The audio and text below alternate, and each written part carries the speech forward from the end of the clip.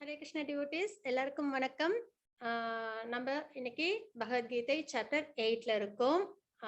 ரொம்பவே என்னது இன்ட்ரெஸ்டிங்கான சாப்டர்னு சொல்லலாம். ஏன்னா இதில் நம்ம வந்து மெட்டீரியல் வேர்ல்ட், ஸ்பிரிச்சுவல் வேர்ல்ட் இது ரெண்டுத்துக்குமான வித்தியாசம் தெரிஞ்சுக்க போறோம். அது எப்படி இருக்கும், அதோட உன்னதமான நிலை, அதாவது மெட்டீரியல் வேர்ல்ட், ஸ்பிரிச்சுவல் வேர்ல்டுல உன்னதமான நிலை எப்படி இருக்கும் அப்படின்றத நம்ம தெரிஞ்சுப்போம்.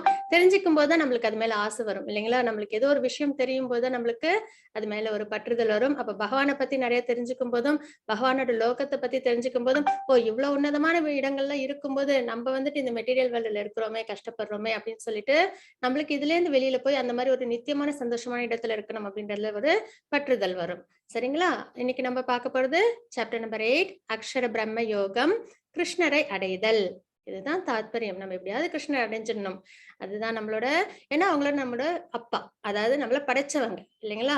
அப்படின்னும் போது ஒரு குழந்தை எப்படி வந்து தொலைஞ்சு போச்சுன்னா எப்படியாவது நம்ம பேரண்ட்டை போய் அடைஞ்சிடணும் அப்படின்னு சொல்லிட்டு எவ்வளவு ஆர்வமா இருக்கும். அந்த மாதிரி நமக்கும் அந்த ஆர்வம் வரணும். ஏன்னா நம்ம இந்த கிராஸ் பாடியை மட்டும் யோசிக்கிறதுனால தான் நம்மளுக்கு அந்த ஆர்வம் வர மாட்டேங்குது. நம்ம என்னைக்கு சோல்னு நம்ம யோசிக்க ஆரம்பிக்கிறோமோ அன்னைக்கு நம்மளுக்கு அந்த ஆர்வம் கண்டிப்பா வந்துடும். அதுக்குதான் பகவத்கீதை, பாகவதம் இதெல்லாம் நிறைய நம்ம படிக்கணும். படிக்க படிக்கதான் நம்மளுக்கு உண்மையான விஷயங்கள் நிறைய தெரிய வரும்.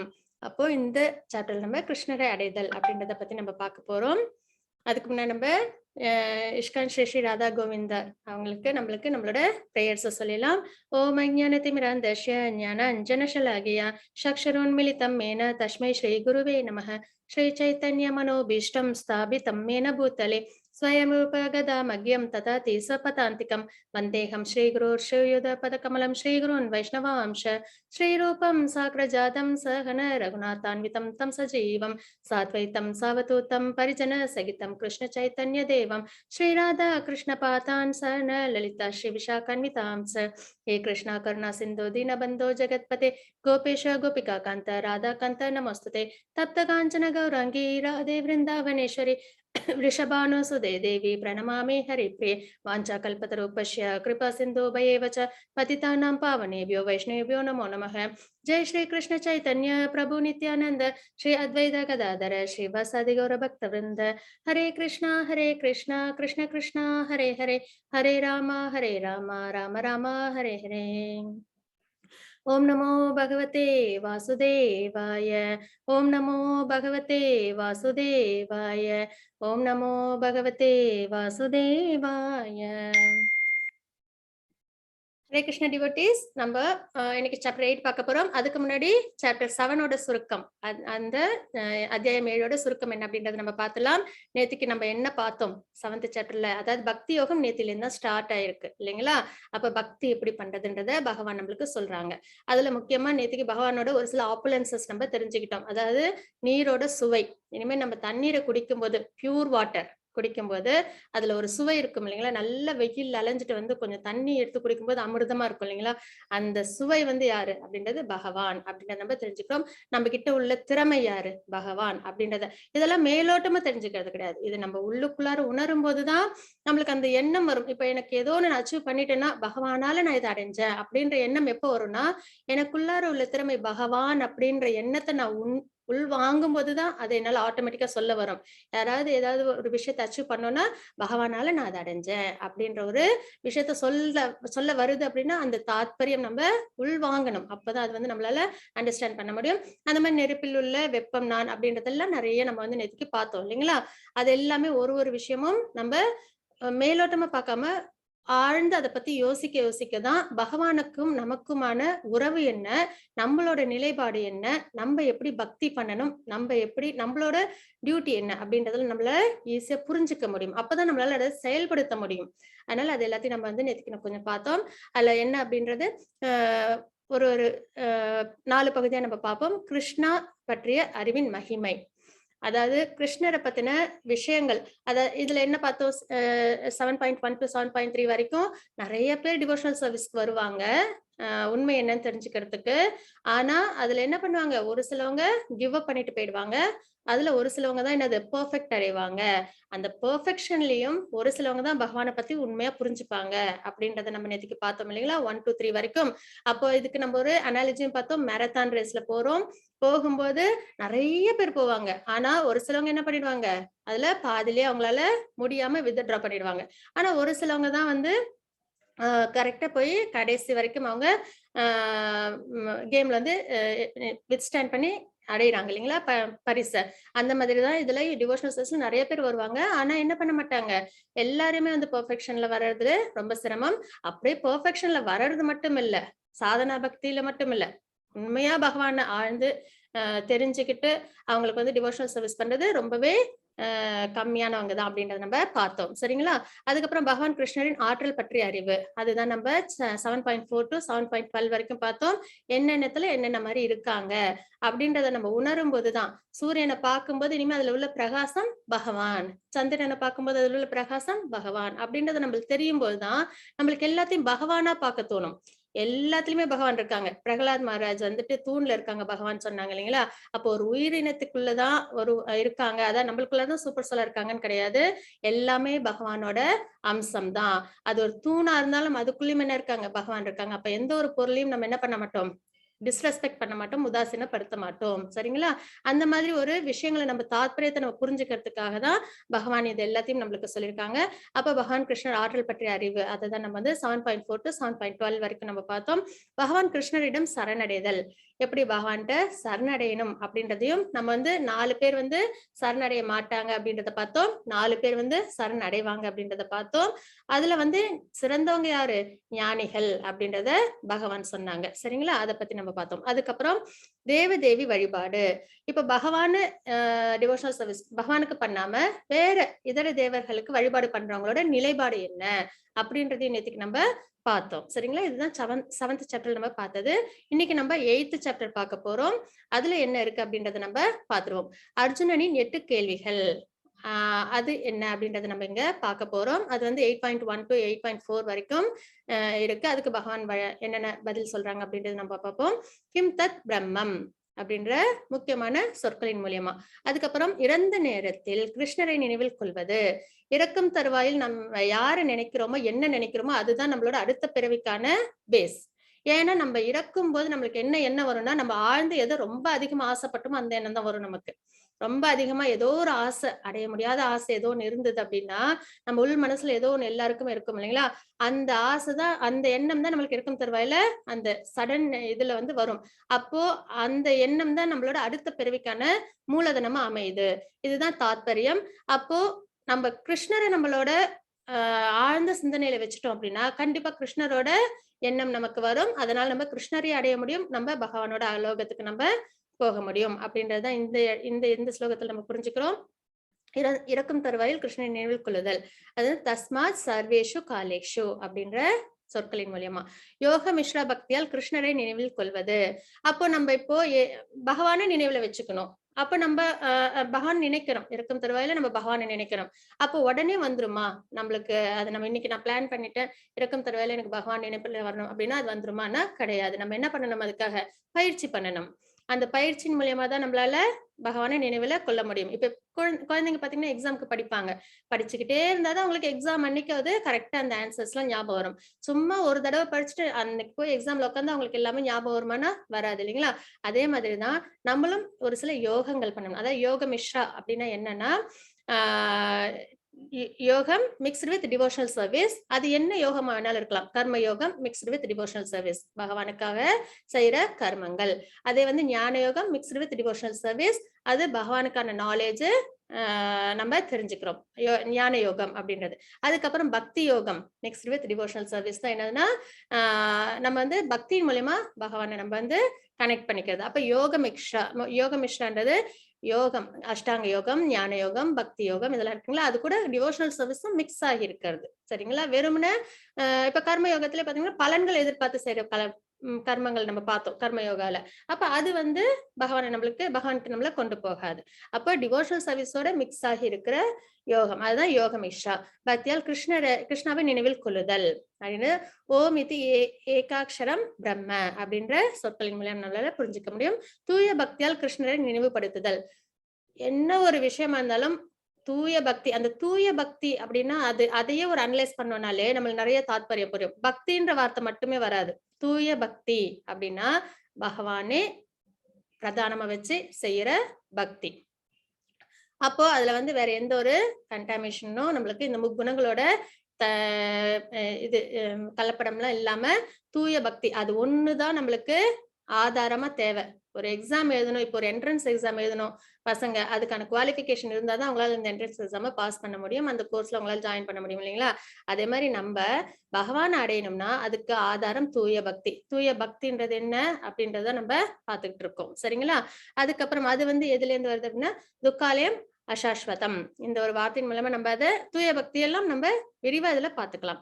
பொருள் உலகம் மற்றும் ஆன்மீக உலகம், மெட்டீரியல் வேர்ல்டுக்கும் ஸ்பிரிச்சுவல் வேர்ல்டுக்கும் உள்ள டிஃபரன்ஸ் என்ன அப்படின்றத நம்ம பார்க்க போறோம். 8.17 to 8.22 பராஸ் தஸ்மத்து பாவோ நியோ அப்படின்ற சொற்தொடரின் மூலியமா. அதுக்கப்புறம் கிருஷ்ணரை பெறுவதில் தூய பக்தியின் உச்சநிலை, இதுதான் அடுத்த சாப்டருக்கான பேஸ். அதாவது தூய பக்தி தான் என்னது பகவானை நம்மளுக்கு கொடுக்கும் அப்படின்றத பத்தி நம்ம இங்க பார்க்க போறோம். அது 8.23 to 8.28 அத்யேதி தத் சர்வம் இதம், இந்த சொற்றொடரின் மூலியமா சரிங்களா? இதெல்லாம் வந்து நம்ம இன்னைக்கு பார்க்க போற விஷயங்கள். அதுல பாத்தீங்கன்னா ஹரே கிருஷ்ணா மாதாஜி, லலிதா மாதாஜி பிரணாம். லலிதா மாதாஜி.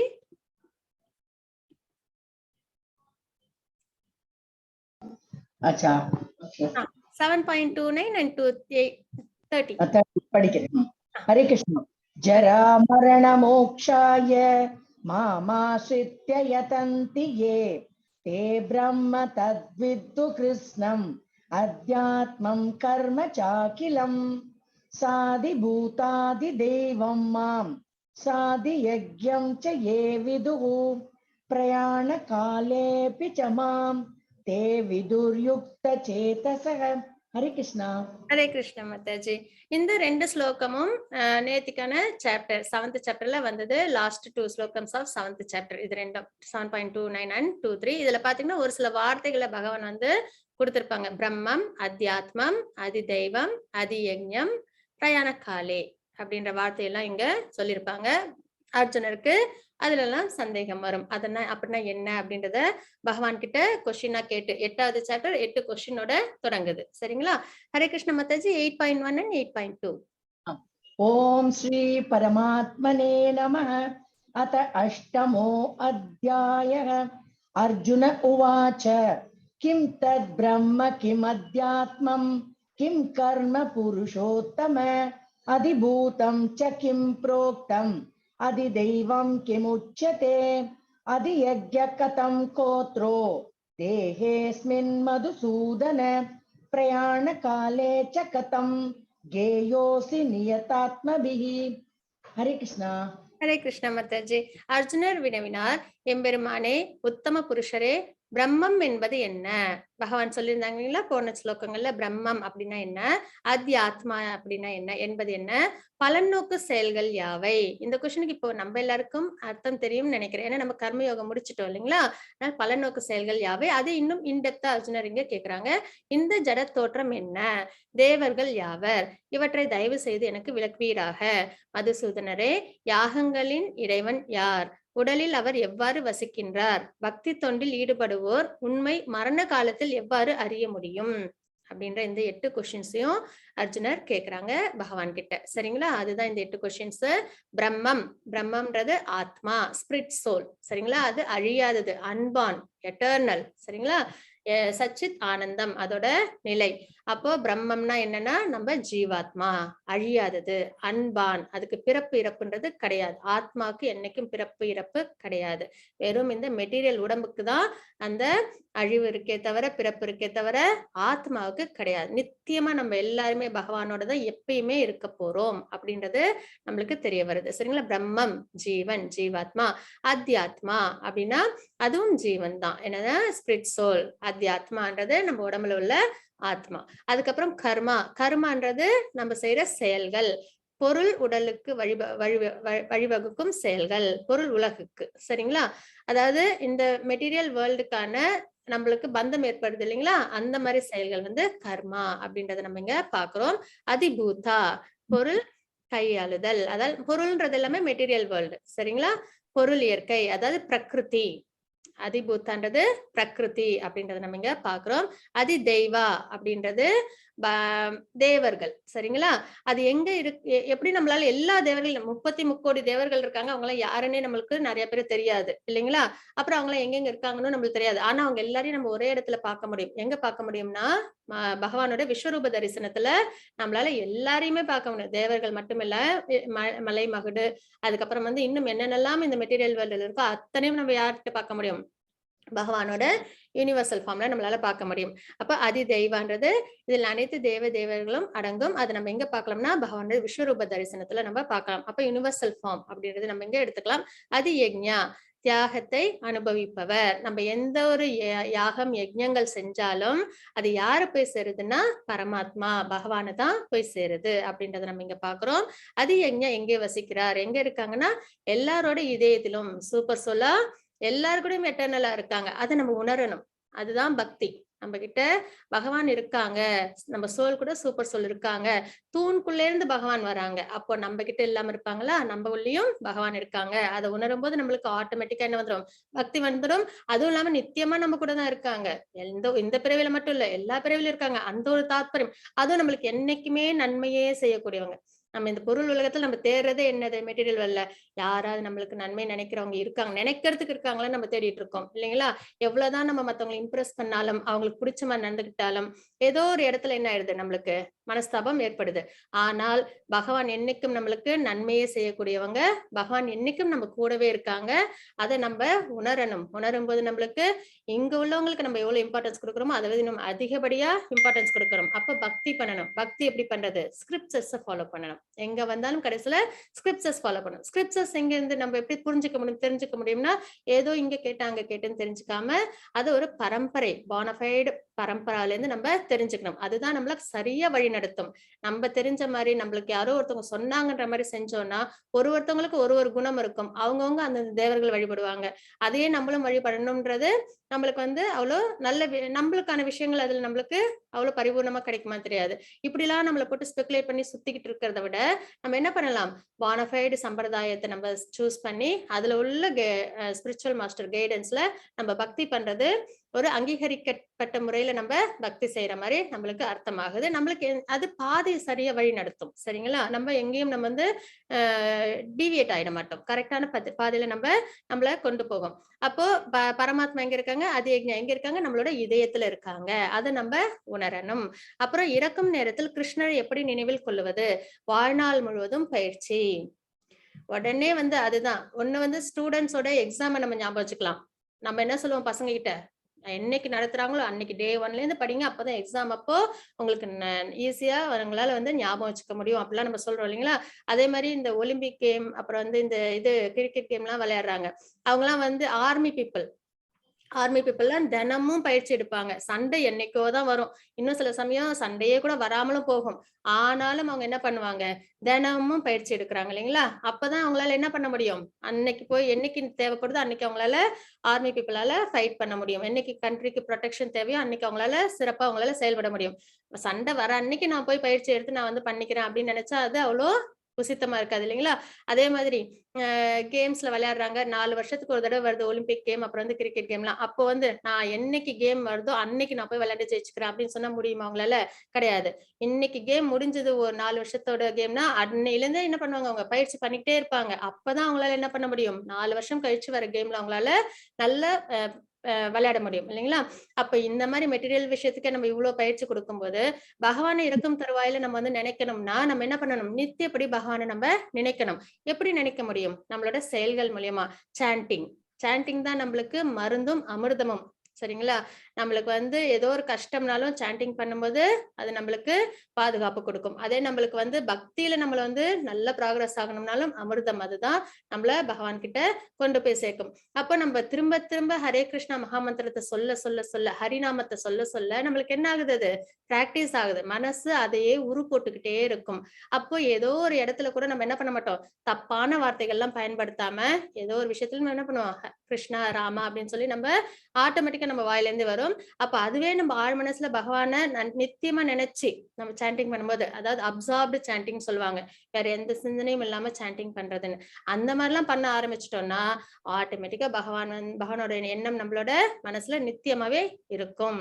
அப்போ இறக்கும் நேரத்தில் கிருஷ்ணரை எப்படி நினைவில் கொள்வது? வாழ்நாள் முழுவதும் பயிற்சி.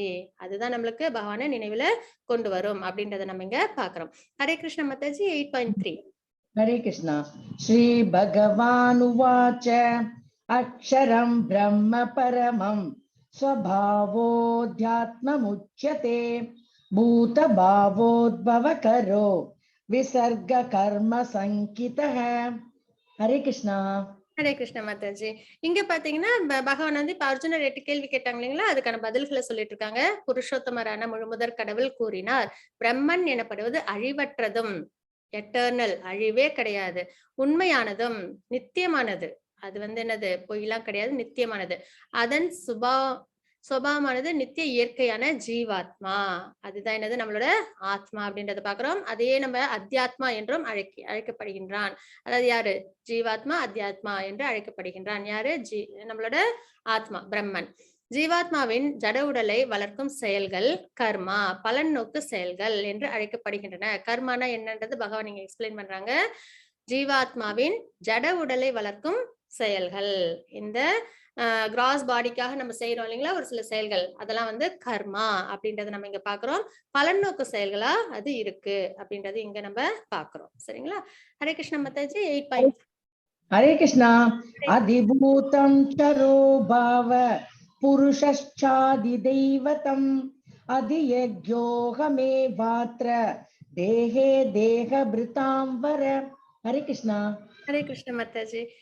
உடல் பெற்ற ஆத்மாக்களின் சிறந்தவனே, எப்பொழுதும் மாறிக்கொண்டுள்ள பௌதீக இயற்கை, நம்மளோட மெட்டீரியல் வேர்ல்டு நம்ம இருக்கோம் இல்லைங்களா, அதுல எப்பயுமே வந்து மாறிக்கிட்டே இருக்கும். எல்லாமே ஒரே மாதிரியே இருக்காது. இப்ப நம்மளும் பிறக்கும்போது குழந்தையா இருப்போம், அதுக்கப்புறம் கொஞ்சம் 5 வயசு குழந்தையா இருப்போம், அதுக்கப்புறம் ஒரு வாலிப பருவத்தை அடைவோம், அதுக்கப்புறம் கொஞ்சம் ஒரு ஓல்டேஜ்க்கு முன்னாடி ப்ரீ ஓல்டேஜ்ல இருப்போம், அதுக்கப்புறம் ஓல்டேஜ், அதுக்கப்புறம் டெத் வருது இல்லைங்களா. பிறப்புல இருந்து நம்மளோட உடல் கிராஸ் பாடி மாறிக்கிட்டே இருக்கு. இந்த மெட்டீரியல் வேர்ல்டுல உள்ள இந்த கிராஸ் பாடி தான் மாறுது. சரிங்களா? ஆத்மா அப்படியேதான் இருக்கு. ஆத்மாக்கு எந்த மாற்றமும் கிடையாது. அது அதே நிலையில தான் எப்பயுமே ஸ்பிரிட் சோலா இருக்கு. அப்ப எதுக்கு மாற்றமும் அழிவும் ஏற்படுது அப்படின்னு பார்த்தோம்னா, இந்த மெட்டீரியல் கிராஸ் பாடிக்கு தான். அதுதான் இங்க நம்ம பாக்குறோம். எப்பொழுதும் மாறிக்கொண்டுள்ள பௌதீக இயற்கை எல்லாத்துக்குமே, நம்ம ஹியூமனுக்கு மட்டும் இல்ல. இப்ப இங்க பாத்தீங்கன்னா இந்த பூச்சி இருக்கு இல்லைங்களா, புழு, அது என்ன ஆகுது, கக்கூனா மாறும், அதுல இருந்து பட்டர்ஃபிளையா வருது இல்லைங்களா. அந்த மாதிரியும் என்னது சுழற்சி ஏற்பட்டுட்டே இருக்கு. அப்ப எப்பொழுதும் மாறிக்கொண்டுள்ள பௌதீக இயற்கை அப்படின்றத இங்க குறிக்கிறாங்க. அப்ப இது பௌதிக இயற்கைன்றதுதான் பிரகிருதி. இது இன்னொரு அனாலஜியும் உண்டு இதுக்கு. என்ன அப்படின்னு பாத்தீங்கன்னா, இந்த இது இருக்குங்க இல்லைங்களா புழு, அது என்ன பண்ணுமா, எப்பயும் எப்போ பட்டர்ஃபிளை ஆவேன் அப்படின்றது திங்க் பண்ணிக்கிட்டே இருக்குமா. அந்த மாதிரி அது திங்க் பண்றதுனாலேயே அது என்ன ஆயிடுது, அந்த பிறவிலே அது என்ன ஆயிடுது, அந்த பட்டர்ஃபிளையா அது மாறிடுது. அதே மாதிரி நம்மளும் பகவானே நம்ம வந்து திங்க் பண்ணிக்கிட்டே இருக்கணும், பகவானே அடையணும் அப்படின்னு திங்க் பண்ணிட்டே இருந்தா நம்மளாலையும் பகவானை அடைய முடியும் அப்படின்ற ஒரு அனாலஜியும் இங்க உண்டு. அதிபூதம் எனப்படும் சூரியன், சந்திரன் போன்ற அனைத்து தேவர்களும் அடங்கிய பகவானின் விஸ்வரூபம் அதி தெய்வம் எனப்படும். அதி தெய்வம் அப்படின்றது என்னன்னா, இப்ப நம்ம இதுக்கு முன்னாடி பார்த்தது அதிபூத்தம். சரிங்களா? அதாவது எப்பொழுதும் மாறிக்கொண்டுள்ள பௌதிக இயற்கை அதிபூத்தம் எனப்படும். அதுக்கப்புறம் சூரியன், சந்திரன் போன்ற அனைத்து தேவர்களும் அடங்கிய பகவானின் விஸ்வரூபம் அதி தெய்வம் எனப்படும் அப்படின்றத இங்க நம்ம பாக்குறோம். மேலும் உடல் பெற்ற அனைத்து ஜீவன்களின் இதயத்திலும் பரமாத்மாக வீட்டிற்கும் பரம புருஷராகிய நான். ஏன்னா பரமாத்மா எங்க இருக்காங்கன்னு கேட்டாங்க இல்லைங்களா, அதுக்கு பகவான் வந்து பதில் சொல்றாங்க அர்ஜுனருக்கு, எல்லாரோட இதயத்திலும் நான் வசிக்கின்றேன் அப்படின்றத இங்க சொல்றாங்க. அப்ப பகவான் வந்து வசிக்கிறாங்க நம்ம இதயத்துல அப்படின்னா அங்க எப்படி இருக்கணும், ரொம்ப கிளென்ஸா இருக்கணும். அது ரொம்பவே முக்கியம். நம்மளால இப்ப ஒரு அசுத்தமான இடத்துல இருக்க முடியுமா? இருக்க முடியாது. அதே மாதிரி நம்மளோட மனதையும் நம்ம அதுக்காக தான் எப்பயுமே வைஷ்ணவா குவாலிட்டிஸ் அப்படின்றதெல்லாம் நம்ம பாக்குறோம். என்னன்னா அந்த ஒழுக்கமான நெறிமுறைகளோட கூடிய வாழ்க்கை. அப்ப அந்த மாதிரி ஒரு வாழ்க்கையை வாழும்போதுதான் நம்ம கிட்ட நல்ல எண்ணங்கள், நல்ல சிந்தனைகள், நல்ல குணங்கள் இருக்கும். அந்த மாதிரி இடத்துலதான் பகவானுக்கு இருக்க பிடிக்கும். அதனாலதான் எப்பயுமே கிருஷ்ணா கான்சியஸ்னஸ் என்ன பண்ணுவாங்க, ரெகுலேட்டிவ் பிரின்சிபிள்ஸோடயே ஃபாலோ பண்ணிட்டே இருக்கணும். அந்த குணங்களும் அந்த செயல்களும் நல்லதா இருக்கும்போதுதான் பகவானால அங்க வந்து இருக்கவே முடியும். அதெல்லாம் ரொம்ப முக்குணங்களோட ஈடுபட்டு இருந்ததுன்னா அந்த இடத்துல பகவானால அவ்வளோ கம்ஃபர்டபுளா இருக்க முடியாது இல்லைங்களா? நம்மளே ஒரு இடத்துல இருக்கோம்னா நம்ம எப்படி கிளீனா இருக்கணும், கம்ஃபர்ட்டா இருக்கணும் பாக்குறோங்களா? அப்ப பகவானுக்கு அதை நம்ம செஞ்சு கொடுக்கணும் அந்த இடத்த. அப்ப எங்க இருக்காங்க அவங்க? இதயத்துல இருக்கிறாங்க அப்படின்றத நம்ம இங்க பாக்குறோம். அதி யஜ்ஞர் என்று அழைக்கப்படுகின்றேன். பகவான் எப்படி அழைக்கப்படுறாங்க? அதி யஜ்ஞர் அப்படின்ற மாதிரி நம்ம இங்க அழைக்கிறோம் அப்படின்றத பகவான் இங்க சொல்றாங்க. ஹரே கிருஷ்ண மாதாஜி 8.5. ஹரே கிருஷ்ணா. அந்த காலே ச மாமேவ ஸ்மரன் முக்த்வா கலேவரம் யப்ரயாதி சசத்பாவம் யாதி நாஸ்த்யத்ர சம்சயः. ஹரே கிருஷ்ணா. ஹரே கிருஷ்ண மாதாஜி. மேலும் தனது வாழ்வின் இறுதி காலத்தில் யாராவது என்னை மட்டும் எண்ணிக்கொண்டு உடலை விட்டால் உடனடியாக அவன் என்னுடைய இயற்கையை அடைகின்றான். இதில் சிறிதும் சந்தேகமில்லை. பகவான் சொல்லிட்டாங்க. யார் சொன்னாங்க? பகவான் சொல்லியிருக்காங்க. யார் ஒருத்தவங்க இருக்கும் தருவாயில் என்னை நினைக்கிறார்களோ அவர்கள் என்னையே வந்து அடைவார்கள். இதில் சந்தேகம் இல்லை அப்படின்றத பகவான் இங்க சொல்லியிருக்காங்க. அதுக்கு நம்ம இங்க யாரு பிக்சர் பாக்குறோம்? பீஷ்ம தேவரை பாக்குறோம். பீஷ்ம தேவர் என்ன பண்ணாங்க? மரண படுக்கையில இருந்தாங்க இல்லைங்களா? போர் முடியிற சமயத்துல. அப்போ என்ன பண்ணாங்க அவங்க? பகவானையே அவ்வளோ சுக்ருத்தி அவங்களுக்கு. பகவான் அவங்க முன்னாடியே இருந்தாங்க. அவங்களையே பார்த்து அவங்களோட உயிரை விட்டாங்க. சரிங்களா? அப்போ பாக்குறதும் நினைக்கிறதும் எல்லாமே பகவானை பார்த்து செஞ்சனால அவங்க என்ன அடையிறாங்க? முக்தி அடையிறாங்க. அப்போ இந்த மாதிரி ஒரு விஷயம்தான் நம்மளுக்கும் கிடைக்கணும் அப்படின்றத இங்க நம்ம பாக்குறோம். மேலும் தனது வாழ்வின் இறுதி காலத்தில் யாராவது என்னை மட்டுமே எண்ணிக்கொண்டு உடலை விட்டால் உடனடியாக அவன் என்னுடைய இயற்கையை அடைகின்றான். இதில் சிறிதும் சந்தேகம் இல்லை அப்படின்றது இங்க பகவான் சொல்றாங்க. ஹரே கிருஷ்ண மாதாஜி. பாகவதம் 7.257. இத படிக்க இதுலயே படிக்க. அஹானி அஹானி பூதானி கச்சந்தி கயமாலாயம் சேஷாஸ்தாவரம் இச்சந்தி கிம் ஆச்சரியம் அதஸ்பரம். ஹரே கிருஷ்ணா. ஹரே கிருஷ்ண மாதாஜி. இது பாத்தீங்கன்னா யக்ஷ பர்ஷ்ணம் அப்படின்றது வந்து இங்க வந்து நம்ம பாக்குறோம். சரிங்களா? இது வந்து பாகவதத்துல ஒரு ஒரு ஒரு பாஸ்ட் டென்ஸ்ல வரும். அதுல வந்து என்ன அப்படின்னா பாகவதத்துல இந்த ஸ்லோகம் வருது. அந்த ஸ்லோகத்துல என்ன இருக்கு அப்படின்னு பாத்தீங்கன்னா, ஒவ்வொரு கணத்திலும் 100,000 கணக்கான ஆயிரக்கணக்கான உயிர்கள் மரணத்தை சந்திக்கின்றன. ஆனால் இது ஒரு முட்டாள்தனமான வாழ்க்கையாக இருப்பினும் தன்னை மரணமற்றது என்று நினைத்து மரணத்திற்கு தயாராக இல்லை. இது இந்த உலகின் மிக அற்புதமான விஷயம் அப்படின்றத இங்க சொல்றாங்க. இது ஒரு பாசிட்டிவ் என்ன அப்படின்னு பாத்தீங்கன்னா, அவங்க வனவாசம் போயிருப்பாங்க இல்லைங்களா? பாண்டவர்கள்லாம் அந்த அவங்க வந்து அந்த தோல்வி அடைஞ்சிருவாங்க அந்த லாஸ்ட் அந்த கேம் விளையாடும் போது. அப்போ வந்து அவங்களுக்கு 12 வருஷம் வனவாசம் அனுப்பியிருப்பாங்க. அப்போ அவங்க அந்த வனவாசம் நடக்கும் சமயத்துல அவங்களுக்கு வந்து ஒரு விஷயம் நடக்கும். என்னன்னா தண்ணீர் எடுக்கிறதுக்காக அவங்க எல்லாம் வரிசையா ஒவ்வொருத்தவங்களும் வருவாங்க. நக்குலன் சகாதேவன் அப்படின்னு வரிசையா வருவாங்க. எல்லாரும் அங்க தண்ணி எடுக்கும்போது அவங்க என்ன ஆயிடுறாங்க? மரணம் அடைஞ்சிடுறாங்க. அப்ப யுதிஷ்டர் கடைசியா வராங்க. தம்பிகளுக்கு எல்லாம் என்ன ஆயிடுச்சு அப்படின்னு தெரியாம என்ன ஆயிடுச்சுன்னு தெரிஞ்சுக்கிறதுக்காக தேடிட்டு வராங்க. அப்போ அவங்க அங்க வந்த உடனே அந்த குளத்துல வந்து அங்க பார்த்தா அவங்க தம்பிகள்லாம் வந்து மரணம் அடைஞ்சிருக்காங்க. உடனே வந்து என்ன அப்படின்னு சொல்லிட்டு அவங்க வந்து கேக்குறாங்க. அப்போ வந்து யக்ஷராஜன் வராங்க. வந்த உடனே அவங்க வந்து நிறைய கொஸ்டின்ஸ் எல்லாம் கேட்பாங்க. இதுக்கெல்லாம் நீங்க கரெக்டான பதில் சொன்னா உன்னோட தம்பிகள் வந்து உயிரோட கிடைப்பாங்க அப்படின்றது. அது ஒரு பாஸ்ட் டென்ஸ் இருக்கு. அதுல பாத்தீங்க அப்படின்னா அதுல ஒரு யுதிஷ்டர் வந்து அவங்க கிட்ட வந்து ஒரு விஷயத்த ஆச்சரியமா சொல்லுவாங்க. என்ன அப்படின்னு பார்த்தோம்னா, ஒவ்வொரு கணத்திலும் 100,000 ஆயிரக்கணக்கான உயிரினங்கள் மரணத்தை சந்திக்கின்றன. இப்ப நம்மளும் பாக்குறோம். ஃபேமிலிலேயே நிறைய பேர் மரணம் அடைஞ்சிருப்பாங்க. சுத்தி நிறைய பேர் மரணம் அடைஞ்சிருப்பாங்க. தினம் தினம் நித்தியப்படி எத்தனையோ ஒரு செய்திகள் நம்ம கேட்டுட்டு இருக்கோம் இல்லைங்களா? பாக்குறோம் உலகத்துல. அப்போ ஆனாலும் இது ஒரு முட்டாள்தனமான வாழ்க்கையாக இருப்பினும் எல்லாருமே யாருமே இங்க நித்தியமா இல்ல. எல்லாருமே என்ன பண்றாங்க? பிறக்குறாங்க, மரணம் அடைறாங்க. தன்னை மரணமற்றது என்று நினைத்து மரணத்திற்கு தயாராக இல்லை. ஆனாலும் ஒருத்தவங்க வாழும்போது என்ன ஒரு இல்யூஷன்ல இருக்கும் அப்படின்னு பாத்தீங்கன்னா, நான் இதுதான் என்னோட நித்தியமான பிறவி. இதுலதான் நான் இருக்க போறேன் அப்படின்ற மாதிரி எண்ணத்துல நிறைய என்ன பண்ணுவோம்? ஆசைகள் வச்சிருப்போம். சேர்த்து வச்சுப்போம். இது அது இது அதுன்ட்டு 7 தலைமுறைகளுக்கெல்லாம் செல்வம்லாம் சேர்த்து வைக்கணும் அப்படின்ற ஒரு விஷயம். அப்புறம் நிறைய புகழ் அடையணும், நிறைய இதெல்லாம் பண்ணணும் அப்படின்னு ஏகப்பட்ட விஷயத்த பத்தி நம்ம யோசிப்போம். அப்போ இங்க அதுதான் யுதிஷ்டர் சொல்றாங்க. இது ரொம்ப ஆழ்ந்து யோசிக்க வேண்டிய இது கருத்தும் கூட. அப்ப எல்லாமே என்னன்னா ஒரு ஃபிராக்ஷன் ஆஃப் செகண்ட்ல நம்மள விட்டு போயிட போற ஒரு விஷயத்துக்காக நம்ம என்ன பண்றோம்? ரொம்ப மெனக்கெட்டு நம்ம அதை பண்ணும்போது இது இந்த உலகில் மிக ஆச்சரியமான விஷயம் அப்படின்றத யுதிஷ்டர் சொல்றாங்க. எப்படி வந்து நிதர்சனம் இல்லாத வாழ்க்கைக்கு இவ்வளவு முக்கியத்துவம் கொடுத்து எல்லாரும் வந்து இருக்காங்க. இவ்வளவு அறியாமை எப்படி வந்து இவங்க கிட்ட இருக்கு அப்படின்றத இங்க பாக்குறோம். சரிங்களா? அப்ப இப்ப பாத்தீங்கன்னா எல்லாரும் சொல்லுவாங்க, என்னோட பிள்ளைகளுக்கு சேர்த்து வைக்கிறேன், என்னோட குடும்பத்துக்காக செய்யறேன் அப்படின்னு சொல்லி சொல்லுவோம். எல்லாருமே பண்ணுவோம். ஆனா அது பாத்தீங்கன்னா இப்போ அந்த குழந்தைங்களுக்கு ஒரு வறுமை அனுபவிக்கணும்ன்ற அந்த ஒரு இது இருந்தது, சுக்ருதி இருந்ததுன்னா, எவ்வளவு நம்ம சேர்த்து வச்சாலும் அது என்ன ஆயிடும்? அது அவங்கள விட்டு போயிடும். அப்ப அவங்க அந்த வறுமையை அனுபவிக்கிறதுக்கான கர்மத்தை அவங்க அனுபவிச்சுதான் ஆகணும். அந்த மாதிரிலாம் ஒரு தாத்பரியம் இருக்கு. அதெல்லாம் தெரியாமலே நம்ம என்ன பண்ணிட்டு இருக்கோம்? நிறைய இது, அது இதுன்னு எல்லாத்தையும் நம்ம குழந்தைங்களுக்காக நம்ம யோசிக்கிறோம். 2வது ஒரு திறமையான குழந்தையா இருந்தது அப்படின்னா, அதுவே அதோட வாழ்க்கை நல்லபடியா வாழ்ந்துக்கும். திறமை இல்லாத குழந்தைக்கு சேர்த்து வச்சாலும் அது என்ன ஆயிடும்? அதால அத தக்க வச்சுக்கிறதுக்கும் தெரியாது. இல்லைங்களா? அந்த தாத்பரியத்தின் வழியா பார்த்தா கூட நம்மளுக்கு அவ்வளவு தூரம் நம்ம மெனக்கிடணும்னு அவசியம் இல்ல. அப்ப எதுக்கு இதுலயே நம்ம என்ன தெரிஞ்சுக்கிறோம்னா, எல்லாமே ஓரளவுக்கு நம்ம செஞ்சுக்கிட்டே இருக்கணும். அதோட ஃப்ளோல லைஃப் நம்ம போயிட்டு இருக்கணும். ஆனா பகவானுக்கு டிவோஷனல் சர்வீஸ் பண்றத நம்ம என்னைக்குமே நம்ம வந்து ரொம்ப லேசா எடுத்துக்க கூடாது. அதுதான் இருக்கிறதுலே மிக சிறந்த முக்கியமான ஒரு விஷயம். அத நம்ம ஒரு பக்கமா வச்சுட்டு நம்ம என்ன பண்ணிடுறோம்? நித்தியமில்லாத வாழ்க்கைய பத்தி நிறைய யோசிச்சு அதுலயே நம்ம வாழ்க்கை ஃபுல்லா நம்ம வாழ்ந்துடுறோம்.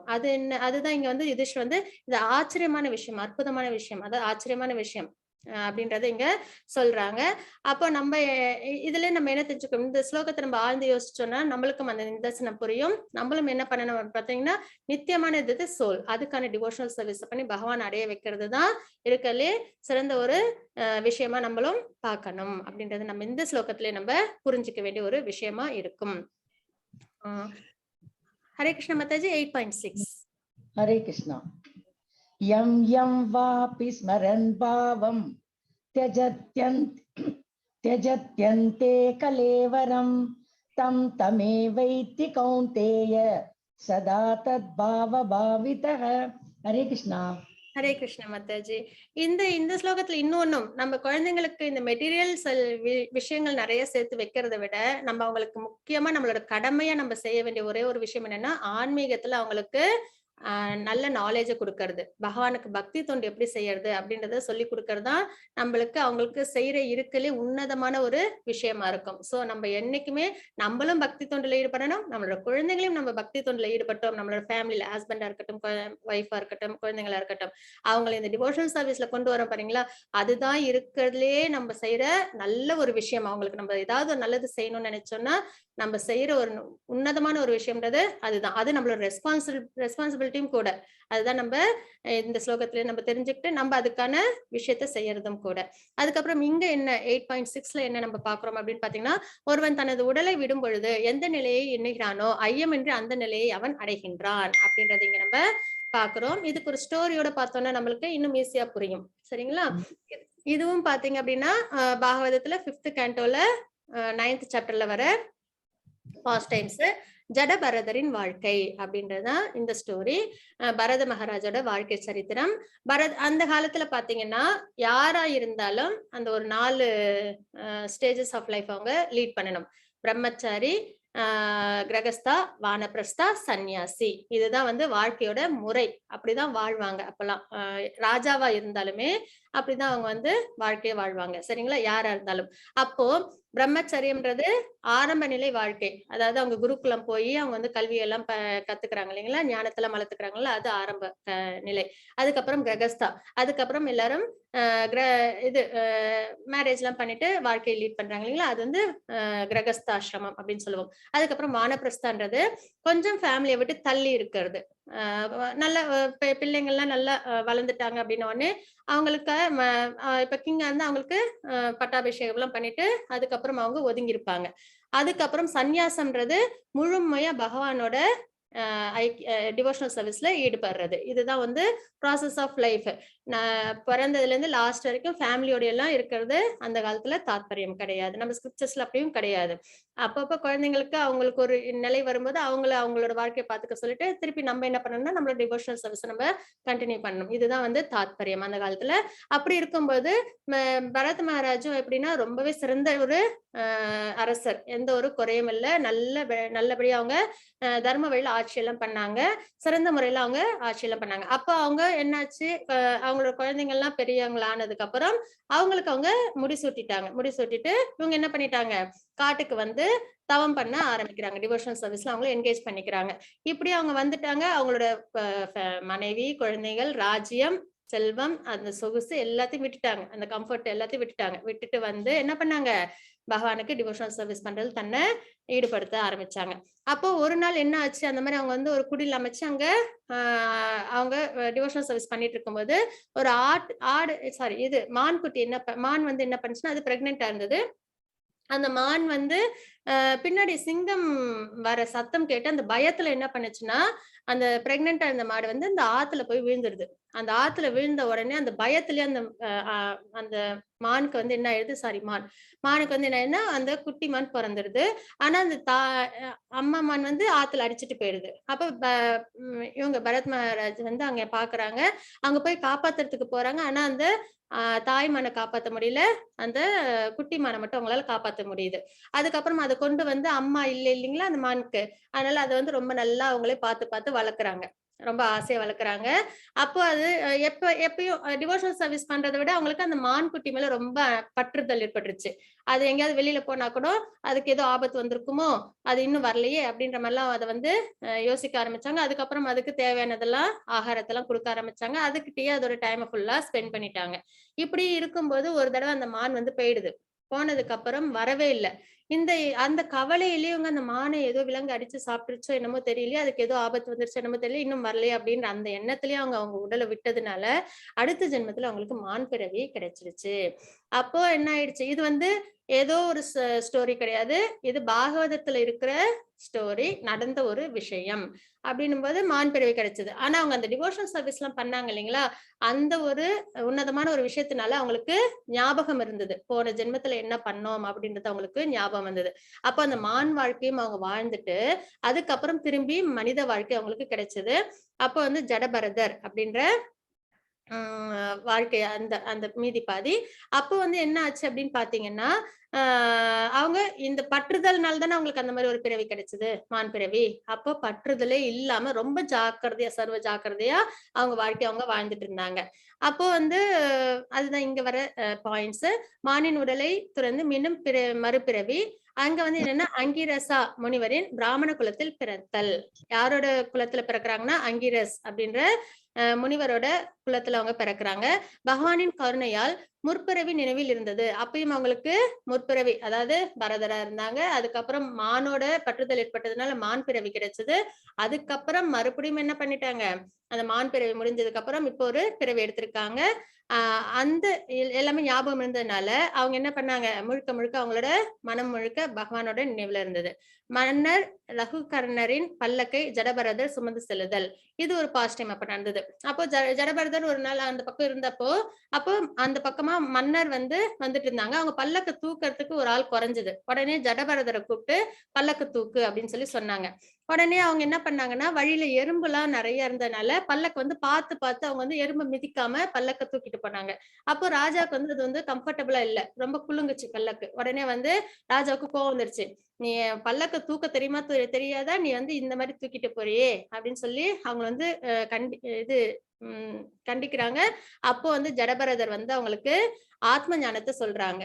அதாவது ஆத்மாவுக்கு என்ன தேவை அப்படின்ற விஷயத்தெல்லாம் சொல்லும்போது அதையும் அந்த யாரு கர்ணர் அந்த கிங் கேட்டதுக்கு அப்புறம் அவங்களுக்கும் அது தெளிவா புரிய போகவே அவங்களும் வந்து பகவானுக்கு டிவோஷனல் சர்வீஸ் பண்றாங்க. இந்த மாதிரி அவங்க 2 பேருமே பண்ணி என்ன பண்றாங்க, ஜடபரதர் மன்னருக்கு ஆத்ம ஞானம் குறித்து புத்திமதி கூறுதல். அதுக்கப்புறம் வந்து ஜடபரதர் வந்து அந்த பிறவில லிபரேட் ஆகுறாங்க அப்படின்றத நம்ம இங்க பாக்குறோம். சரிங்களா? அதாவது ஜடபரதர் மன்னருக்கு, எந்த மன்னருக்கு, ரகுகர்ணருக்கு ஆத்ம ஞானத்தை குறித்து புத்திமதி கூறுதல், ஆத்ம ஞானத்தை கொடுக்குறாங்க. அதுக்கப்புறம் அந்த பிறவி அவங்க நித்தியமா நல்லபடியா வாழ்ந்து அதுக்கப்புறம் என்ன பண்றாங்க, அவங்க பகவானோட லோகத்தை, நித்தியமான லோகத்தை அடையிறாங்க அப்படின்றதான் பாஸ்ட் டைம். ஹரே கிருஷ்ண மாதாஜி 8.7. हरे कृष्ण। तस्मात् सर्वेषु कालेषु माम् अनुस्मर युध्य च मय्यर्पित मनो बुद्धिर् मामे वैश्यस्य संशयम्. हरे कृष्णा. ஹரே கிருஷ்ண மாதாஜி.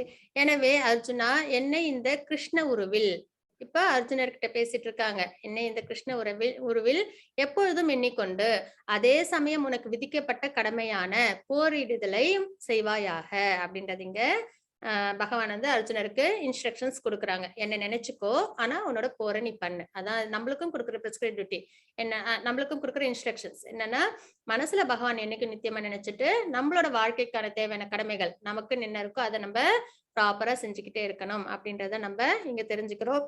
உன்னுடைய செயல்களை எனக்கு அர்ப்பணித்து எந்த செயல் செஞ்சாலும் அது பகவானுக்கு அர்ப்பணம் பண்ணணும். அது தர்ம வழியில இருக்கணும். அதர்மம் பண்ணிட்டு பகவானுக்கு அர்ப்பணிக்க கூடாது. உன்னுடைய மனதையும் புத்தியையும் என்னில் நிலைநிறுத்துவதன் மூலம், அதாவது மனதையும் மனம்தான் இருக்கிறதுலயே நம்ம பாக்குறோம் இல்லைங்களா, ஃப்ரெண்டு எனிமி. அதுதான் நம்மள வந்து வேற வேற இடத்துக்கு பகவானுக்கு இப்ப சாண்டிங் பண்ணணும்னா அதுல இன்ட்ரெஸ்டே கொடுக்காது. இல்ல வேற ஏதாவது பண்ணலாம், வேற ஏதாவது பண்ணலாம், நாளைக்கு பண்ணலாம், ஏகப்பட்ட எக்ஸ்கியூஸ் கொடுக்கும். ஆனா அதை நம்ம என்ன பண்ணணும், அதை நம்ம பழக்கப்படுத்தணும்.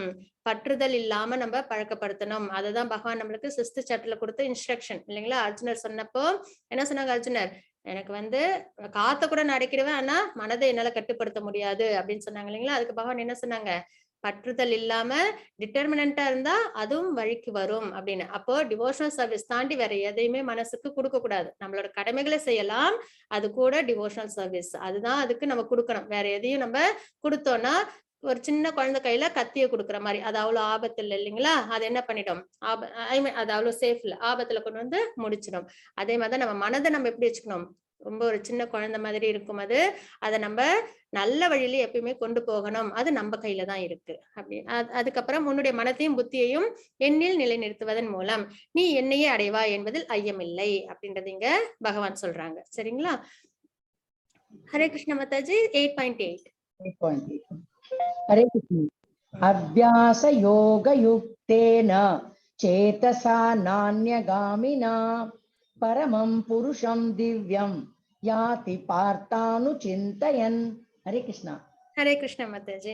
பரமபுருஷ பகவானான என்னை தியானித்து பகவான மெடிடேட் பண்ணணும். அழகு இருக்கு பகவான் கிட்ட இருக்கு இல்லைங்களா, அவங்களோட அழகு, குணம், லீலை இதெல்லாம் கேட்க கேட்க நினைக்க நினைக்க நம்மளுக்கு பகவான் மேல தியானிக்கிறது ரொம்ப சுலபமாயிடும். எப்பொழுதும் தனது மனத்தை நினைப்பதில் எப்பொழுதும் தனது மனத்தை நினைப்பதில் ஈடுபடுத்தி, அவங்க நினைக்கிறதில் ஈடுபடுத்தி இவ்வழியிலிருந்து சற்றும் பிறழாது பயிற்சி செய்பவன் பார்த்தனே நிச்சயமாக என்னை அடைகின்றான் அப்படின்றது இங்க பகவான் சொல்றாங்க. இதுதான் மரண காலத்துல நம்மளுக்கு பகவானை நினைவு கொண்டு வர்றதுக்கான சாதனம். அப்போ என்ன சொல்லிருக்காங்க, பரமபுருஷ பகவானான என்னை தியானித்து எப்பொழுதும் தனது மனதை நினைப்பதில் ஈடுபடுத்தி இவ்வழியில் இருந்து சற்றும் பிறழாது பயிற்சி செய்பவன் பார்த்தனே நிச்சயமாக என்னை அடைகின்றான் அப்படின்றத நம்ம இந்த ஸ்லோகத்துல பாக்குறோம். இதுக்கும் ஒரு ஸ்டோரி இருக்கு, அஜாமிலா ஸ்டோரி அப்படின்றது.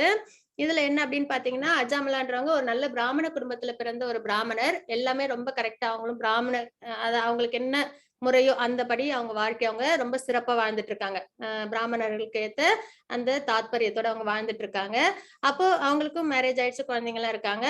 அப்போ அவங்க ஒரு நாள் என்ன பண்றாங்கன்னா, யாகத்துக்காக இந்த இதெல்லாம் இருக்கும் இல்லைங்களா, குச்சி அதெல்லாம் வந்து எடுக்கிறதுக்காக காட்டுக்கு வராங்க. காட்டுக்கு வரும்போது அவங்க வந்து ஒரு தப்பான ஒரு விஷயத்த பாக்குறாங்க. ஒரு ஆணும் பெண்ணும் இருக்கிறத அவங்க பாக்குறாங்க. அதுக்கப்புறம் அவங்க அந்த இதை எடுத்துட்டு போயிடுறாங்க. அவங்க யாகத்துக்கு தேவையான அந்த குச்செல்லாம் எடுத்துட்டு போயிடுறாங்க. ஆனா அவங்க மனம் என்ன பண்ணிடுது, அந்த அந்த பார்த்த அந்த விஷயத்தையே அசை போட்டுக்கிட்டே இருக்க ஆரம்பிக்குது. எப்பொழுதும் அவங்க என்ன வேலை செஞ்சாலும் அதையே நினைக்க ஆரம்பிக்கிறாங்க. அப்போ அவங்களுக்கு அது என்ன ஆயிடுது, அதுதான் நம்ம செகண்ட் சாப்டர்ல பார்த்தோமே, அதாவது புலன் பொருட்கள் அது மேல நம்மளுக்கு ஈடுபாடு வரும். ஈடுபாடு வர்றதுனால நம்மளுக்கு லஸ்ட் வரும். லஸ்ட்னால அது நம்மளுக்கு கிடைக்கலன்னா கோபம் வரும். அதனால ஃபால் டவுன் ஆகுறோம்னு பார்த்தோம் இல்லைங்களா. அதே மாதிரி அவங்களுக்கு மனம் ஃபுல்லா அந்த ஒரு தப்பான ஒரு விஷயத்திலே போனதுனால என்ன ஆயிடுச்சு, அவங்க அந்த பெண்ணையும் கல்யாணம் பண்ணிக்கிறாங்க. எப்படியாவது அந்த பொண்ணோட தான் நம்ம வாழ்க்கை வாழணும்னு சொல்லிட்டு கல்யாணம் பண்ணிக்கிறாங்க. அப்போ அந்த அந்த பெண் என்ன பண்றாங்கன்னா, நிறைய பணம் வேணும், பணம் வேணும், பொருள் வேணும் அப்படின்னு சொல்லிட்டு ரொம்ப அவங்களை வந்து கஷ்டப்படுத்துறாங்க. அப்போ பாத்தீங்கன்னா அவங்களுக்கும் வந்து ஒரு 10 குழந்தைகள் பிறந்துடுறாங்க. இவங்க என்ன பண்ணிடுறாங்க, ஒரு பிராமணரா இருக்கும்போது அவங்கள சாட்டிஸ்ஃபை பண்ண முடியல. பணம் வந்து இவங்க கிட்ட ரொம்ப சொற்பமா இருந்தது. அப்போ இவங்க என்ன பண்ணிடுறாங்க, அதர்ம வழியில பணத்தை சம்பாதிக்க ஆரம்பிச்சிடுறாங்க. நிறைய வந்து வழிப்பறி பண்றது அந்த மாதிரி எல்லாம் நிறைய செஞ்சு அந்த லேடிக்கு கொண்டு போய் காசு கொடுக்க ஆரம்பிக்கிறாங்க. அதுல இவங்க என்ன பண்ணிட்டாங்க அப்படின்னா, ஒரு நல்ல விஷயம் என்னன்னா, அந்த 10வது குழந்தை மேல இவங்களுக்கு ரொம்ப ஆசை. அந்த குழந்தைக்கு நாராயணான்னு பேர் வச்சுட்டாங்க. பேரு வச்சு அந்த குழந்தைகிட்ட ரொம்ப அன்போட அன்போட இவங்க இருந்தாங்க. ஆனா செஞ்சது எல்லாமே என்னன்னா, நிறைய அதர்மங்களை இவங்க வாழ்க்கையில பண்ணிட்டாங்க. அப்போ ஒரு நாள் இவங்க மரணத்தை நெருங்குறாங்க. அப்போ வந்து அவங்களுக்கு அந்த சின்ன குழந்தை அவங்களோட அந்த 10வது குழந்தை அவங்களுக்கு பிறந்ததுல இருக்கு இல்லைங்களா? நாராயணான்னு பேர் வச்சாங்களே. அந்த குழந்தைய இவங்க வந்து நாராயணா, நாராயணன்னு அந்த குழந்தைய கூப்பிடுறாங்க. அந்த இறக்கும் தருவாயில. அது அந்த அந்த மாரி அவங்க கூப்பிட்ட உடனே, அவங்கள்ட்ட யார் வந்துடுறாங்கன்னா, விஷ்ணு தூதர்கள் வந்துடுறாங்க. பகவானோட நாமத்த சொன்னாங்க இல்லைங்களா? அதனால பகவானோட விஷ்ணு தூதர்கள் அவங்க கிட்ட வந்துடுறாங்க. ஆனா, அவங்க செஞ்ச நெறைய அதர்மங்கள் காரணத்தினால யம தூதர்களும் வந்துடுறாங்க. இது எல்லாமே அஜாமிலா அப்போ அந்த சமயத்துல அவங்களால பார்க்க முடியுது. விஷ்ணு தூதர்கள் சொல்றாங்க, பகவானோட நாமத்த சொன்னதுனால இவங்க வந்து பகவான் லோகம் தான் வரணும் அப்படின்னு. ஆனா யம தூதர்கள் சொல்றாங்க, இவங்க நெறைய அதர்மம் பண்ணியிருக்காங்க. அதனால இவங்கள வந்து நாங்க தான் வந்து கூட்டிட்டு போவோம் அப்படின்னு சொல்லி நெறைய ஆர்கியுமென்ட் நடக்குது. இதுவும் வந்து பாகவதத்துல ஒரு பாஸ்ட் டைம் தான். பாகவதத்துல ஒரு ஸ்டோரி தான். அப்போ வந்து இதெல்லாம் அஜாமிலா பார்க்குறாங்க. பார்க்கும்போது அவங்களுக்கு தெரியுது. அவங்க பிராமணர் குலத்துல பிறந்து ரொம்ப நல்ல அந்த ஃப இதெல்லாம் ஃபாலோ பண்ணிட்டு இருந்தோமே! ஆனா இப்படி ஒரு தப்பான ஒரு இடத்துல நம்ம மனத வந்து திசை திருப்பி இப்படி நம்ம வந்து தப்பான விஷயங்கள பண்ணிட்டோமே அப்படின்றதெல்லாம் அவங்களுக்கு புரிய ஆரம்பிக்குது. ஆனா அப்ப என்ன ஆயிடுச்சு? மரணம் வந்துடுச்சு இல்லைங்களா அவங்களுக்கு. அப்போ அவங்க என்ன ஆயிடுறாங்க, அப்போ ரியலைஸ் பண்றாங்க. உடனே இந்த மாரி நடக்கவும், இது வந்து ஒரு இதுவா வந்ததுக்கு அப்புறம் அவங்களுக்கு என்ன ஆயிருதுன்னா, இன்னொரு சான்ஸ் கிடைக்குது. இனி பகவான பத்தி டிவோஷனல் சர்வீஸ் பண்றதுக்கான ஏன்னா பகவான் நாமத்த சொன்னதுனால. அப்ப அவங்களுக்கு இன்னொரு வாய்ப்பு கிடைக்குது. அப்ப இதெல்லாம் பார்த்த உடனே அவங்களுக்கு என்ன தெரிஞ்சிருக்கும்? அடுத்த பிறவில ஏதாவது அந்த மாரி தப்பு பண்ணுவாங்களா? பண்ண மாட்டாங்க இல்லைங்களா? அப்போ முழுக்க முழுக்க பகவானோட நாமத்துக்கு இவ்ளோ சிறப்பு இருக்கா? அப்படின்றது கண்கூட பார்த்து தெரிஞ்சுக்கிட்டதுக்கு அப்புறம், அடுத்த வாய்ப்புல அவங்க என்ன பண்ணிட்டாங்க? நல்லபடியா பகவானோட நாமத்த உச்சரிச்சு அவங்க வந்து லிபரேட் ஆனாங்க. அப்படின்றது தான் அஜாமிலாவோட ஸ்டோரி. இதுவும் வந்து நம்ம ஆழ்ந்து யோசிச்சோம்னா, ந நம் இந்த மாதிரி ஒரு நிலை இருக்கா? ஓ! அப்பன்னா நம்மளுக்கு வந்து என்னது ஹரிநாமத்தோட அ மகிமை இவ்வளவா? அப்படின்றத நம்மளும் உணர்ந்துட்டு, எப்பயுமே வந்து நம்பளும் அந்த இதுக்கு போயி எக்ஸ்பீரியன்ஸ் பண்றத விட, இப்படி ஒரு எக்ஸ்பீரியன்ஸ் பண்ணியிருக்கிறவங்கள பார்த்துட்டு, அப்ப ஹரிநாமத்த நம்பளும் என்ன பண்ணணும்? உச்சரிக்கணும். அப்படி உச்சரிக்கும்போது நம்மளுக்கு என்ன கிடைக்கும்? நம்மளுக்கும் விஷ்ணு தூதர்கள் கிடைப்பாங்க. பகவானே கிடைப்பாங்க. அப்படின்றத நம்ம இங்க பார்க்கிறோம். இதுதான் வந்து அஜாமலா ஸ்டோரியோட ஆ தாத்பரியம். ஹரே கிருஷ்ண மாதாஜி 8.9. 8.9 हरे कृष्णा कविं पुराणामनुशासितारम् अणोरणीयां समनस्मरेद्य सर्वस्य दातारमचिन्त्य रूपम् आदित्यवर्णं तमसः परस्तात् हरे कृष्णा ஹரே கிருஷ்ண மாதாஜி. எல்லாம் அறிந்தவர், மிகவும் பழமையானவர், கட்டுப்படுத்துபவர், அணுவை விட சிறியவர், எல்லாவற்றையும் பராமரிப்பவர், எல்லா பௌதிக கருத்துக்களுக்கும் அப்பாற்பட்டவர், புரிந்து கொள்ள முடியாதவர், ரூபமுடைய நபர், சூரியனை போன்ற பிரகாசமானவர், ஜட இயற்கையை கடந்த உன்னதமானவர் என்று பரமபுருஷரை ஒருவன் தியானம் செய்ய வேண்டும். எப்படி தியானம் பண்ணணும்? பகவானோட உருவத்தை மனசுல நினைச்சுக்கணும். பகவானோட உருவத்தை மனசுல நினைச்சிட்டு அவங்களோட குணங்கள், லீலைகள், அதுக்கப்புறம் அவங்களோட கதைகள் இதெல்லாம் நம்ம வந்து கேட்டு நம்ம தியானம் பண்ணணும். அதோட அவங்களோட ரூபம் அத வந்து நம்ம பாதத்திலிருந்து திருமுகம் வரைக்கும் கொண்டு போனாலே தியானம் வந்து சிறப்பா இருக்கும். அப்ப இதுதான் இங்கேயும் சொல்லியிருக்காங்க. எல்லாம் அறிந்தவர். பகவான் தான் எல்லாத்தையும் தெரிஞ்சவங்க. மிகவும் பழமையானவர். இப்போதான் கிடையாது. அவங்கதான் ஆதி புருஷர். அதுக்கப்புறம் கட்டுப்படுத்துபவர். எல்லாத்தையும் இந்த மெட்டீரியல் வேர்ல்டா இருக்கட்டும், ஸ்பிரிச்சுவல் வேர்ல்டா இருக்கட்டும் எல்லாத்தையும் கட்டுப்படுத்துறவங்க. அணுவை விட சிறியவர். அதாவது அணுவை விட சிறியவர். எல்லாவற்றையும் பராமரிப்பவர். எல்லாத்தையும் சுப்ரீம் மெயின்டெனர் அப்படின்றத நம்ம பார்க்கிறோம்.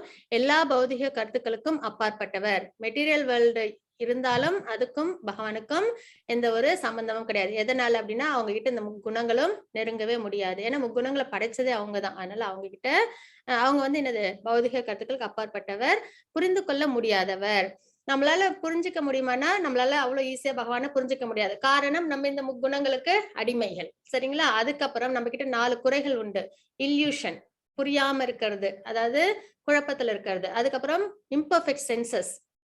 நம்மளோட சென்சஸ் வந்து நம்மளுக்கு கரெக்டா சொல்லுமா அப்படின்னு பார்த்தா அதுவும் கிடையாது இல்லைங்களா? இல்யூஷன்றது என்ன அப்படின்னு பார்த்தோம்னா, இப்ப பாத்தீங்கன்னா பாம்பு இருக்கும், கயிறு இருக்கும். ஒரு இடத்துல ஒரு கயிறு தொங்குது அப்படின்னா அது நம்மளுக்கு பாம்பாவும் தெரியும், கயிறாவும் தெரியும். அதுதான் இல்யூஷன்றது. அதே வந்து இம்பர்ஃபெக்ட் சென்சஸ்ன்றது இப்ப என்னோட கண்ணுக்குன்னு ஒரு அளவு தான் பார்க்க முடியும் இல்லைங்களா? அதுவும் கண்ணாடி போட்டாதான் இப்பெல்லாம் பார்க்கவே முடியுது. அப்ப கண்ணுக்குன்னு ஒரு அளவு தான் இருக்கு. அதே மாதிரி என்னோட காதுக்குன்றது ஒரு எல்லாருக்குமே சேர்த்துதான். காதுக்கும் வந்து ஒரு அளவுகள் தான் இருக்கு இல்லைங்களா? இப்போ இங்க இருந்துட்டு நான் அமெரிக்கால என்ன நடக்குதுன்னு என்னால பார்க்க முடியுமா? கிடையாது. இங்க இருந்துட்டு நான் வந்து என்ன சுத்தி ஓரளவுக்கு இன்னும் சொல்லப்போனா அடுத்த ரூம்ல கூட என்ன இருக்குன்னு என்னால பார்க்க முடியாது. அப்ப என்னோட எ ப பார்வைக்கோ என்னோட அ ஒ இது கேட்கும் திறனுக்கோ எல்லாத்துக்குமே என்னது ஒரு அளவுகோல் இருக்கு இல்லைங்களா? அது ஒரு அப்ப நம்மளால எல்லாத்தையும் கரெக்ட்டா புரிஞ்சுக்க முடியுமான்னா? கிடையாது. என்ன சுத்தி ஓரளவுக்கு என்னால புரிஞ்சுக்க முடியும்.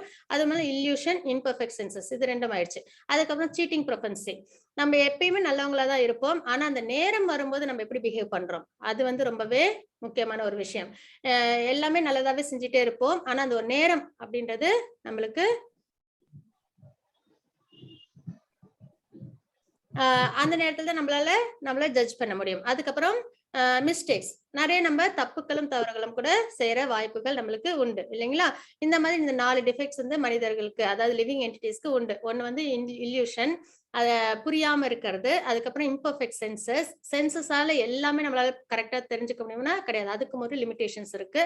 அதுக்கப்புறம் வந்து சீட்டிங் ப்ரொபென்சி. அதுக்கப்புறம் மிஸ்டேக்ஸ். நெறைய நம்ம தவறுகளும், தப்புகளும் பண்றதுக்கான எப்பயுமே நான் எதுவுமே தவறே செய்யலன்னு நம்ம யாராலயுமே சொல்ல முடியாது இல்லைங்களா? அப்ப இந்த 4 குறைபாடுகள் இருக்கு.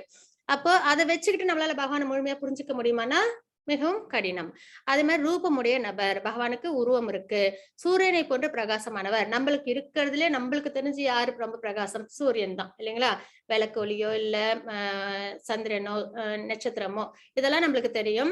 ஆனா இருக்கறதுலயே பிரகாசம் யாரு அப்படின்னா சூரியன். அப்ப சூரியனோட தான் நம்மளால கம்பேர் பண்ணிக்க முடியும். ஆனாலும் ஒரு சூரியனோட ஒளி கிடையாது. கோடி சூரியன் ஒளி வந்து பகவான் கிட்ட அந்த அளவுக்கு ஒளி வந்து அவங்களுக்கு இருக்கு. பிரகாசத்திலேயே அந்த பிரகாசம் வந்து ஒவ்வொரு நாளுக்கும் அவங்களுக்கு வந்து அதிகமாயிட்டே தான் போகுமே தவிர, குறையவே குறையாது. அப்படின்றது நம்ம இங்க பார்க்கிறோம்.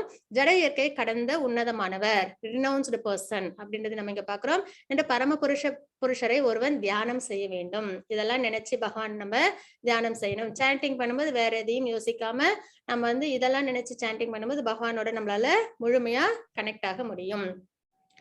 இதெல்லாம் வந்து ஒரு சில எக்ஸாம்பிள். பூமி பிரம்மாவை பார்க்கச் சென்று அசுர மன்னர்கள் மூலம் ஏற்பட்ட பேரிடர்களை கூறினாள். பூமி பசு வடிவம் பெற்று பிரம்மாவின் முன் தன் கண்களில் கண்ணீர் வடித்தாள். பின்னர் பிரம்மா விஷ்ணுவிடமிருந்து பிரம்மாவிற்கு ஒரு செய்தி வந்தது. அனுப்பும்போது அவர் தனிப்பட்ட முறையில் தியானம் செய்து கொண்டிருந்தார். பிரம்மா தேவர்களை நோக்கி செய்தியை தெரிவித்தார். அதாவது மெடிடேஷன் பண்றாங்க. எப்படி அப்படின்னா, இது வந்து கிருஷ்ணாவதாரத்துக்கு முன்னாடி. பூமி என்னவா உருவம் எடுத்தாங்க? அப்போ வந்து நெறைய டீமன்ஸ் எல்லாம் வந்திருந்தாங்க இல்லைங்களா? அந்த டீமன்ஸ் எல்லாம் வரும்போது என்ன ஆயிடுது? பூமிக்கு வந்து பாரம் அதிகமாயிடுது. உடனே அவங்க பசு வடிவம் எடுத்து பிரம்மா கிட்ட போய் முறையிடுறாங்க. இந்த மாதிரி பூமியில வந்து அசுரர்கள் ரொம்ப அதிகமா இருக்காங்க. பாரம் அதிகமா இருக்குன்னு. உடனே அதை என்ன பண்றாங்க? பிரம்மா கிட்ட போய் சொல்றாங்க. பிரம்மாவும் தேவர்களும் என்ன பண்றாங்க? மெடிடேட் பண்றாங்க பகவானை நினைச்சு. அந்த தியானத்துல பகவான் என்ன பண்றாங்க அவங்களுக்கு? தேவைப்படுற விஷயத்த எல்லாத்தையும் சொல்றாங்க. இந்த மாதிரி நான் கிருஷ்ணாவதாரம் எடுக்க போறேன். அப்ப வந்து நீங்க எல்லாரும் உங்களோட ஏன்னா கிருஷ்ணாவதாரத்தை பத்தி நிறைய கோபிஸ், அதுக்கப்புறம் வந்து பலராமர் எல்லாருமே வந்திருப்பாங்க இல்லைங்களா? நீங்க எல்லாரும் வந்து முன்னாடியே வந்து அங்க போய் உங்களோட ஆக்டிவிட்டிஸ் பாருங்க. இந்த மாதிரி கிருஷ்ணா இது அவதாரம் எடுக்க போறேன். நான் வந்து அசுரர்கள் எல்லாம் வதம் பண்ணிட்டு தர்மத்தை நிலைநிறுத்துறேன். அதாவது பகவான் எதுக்காக அவதாரம் எடுக்கிறாங்கன்றத நம்ம 4th சாப்டர்ல பார்த்தோம் இல்லைங்களா? சாதுக்களை காப்பதற்காக, அதாவது டிவோட்டிஸை காப்பதற்காக, அதுக்கப்புறம் வந்து தர்மத்தை நிலைநிறுத்துறதுக்காக, டீமன்ஸை அழிக்கிறதுக்காக, இந்த 3 விஷயத்துக்காகவும் பகவான் வந்து அவதாரம் எடுக்கிறாங்கன்றதை நம்ம பார்த்தோம். அப்போ இதெல்லாம் பகவான் வந்து பிரம்மாவுக்கு இன்ஸ்ட்ரக்ஷன்ஸ் கொடுக்குறாங்க. அதை வந்து பிரம்மா வந்து என்ன பண்றாங்க? தேவர்களை நோக்கி செய்தியை சொல்றாங்க. அதாவது பார்க்கடல்ல புருஷ சுத்தம் அது சொல்லிட்டு எல்லா தேவர்களும் மெடிடேட் பண்ணுவாங்க. அப்ப பிரம்மாவுக்கு பகவான் வந்து அந்த விஷயங்களை சொல்லுவாங்க. என்னென்ன செய்யணும் அப்படின்ற அந்த இன்ஸ்ட்ரக்ஷன்ஸ் கிடைக்கும். இதுதான் தாத்பரியம். அதுக்கப்புறம் பாத்தீங்கன்னா விலாச விரிவாக்கம் எப்படின்றது என்னன்னா, ஃபர்ஸ்ட் பகவான் கிருஷ்ணர் கிட்ட இருந்து அதுதான் வந்து பிரபவ விலாசம் அப்படின்றது.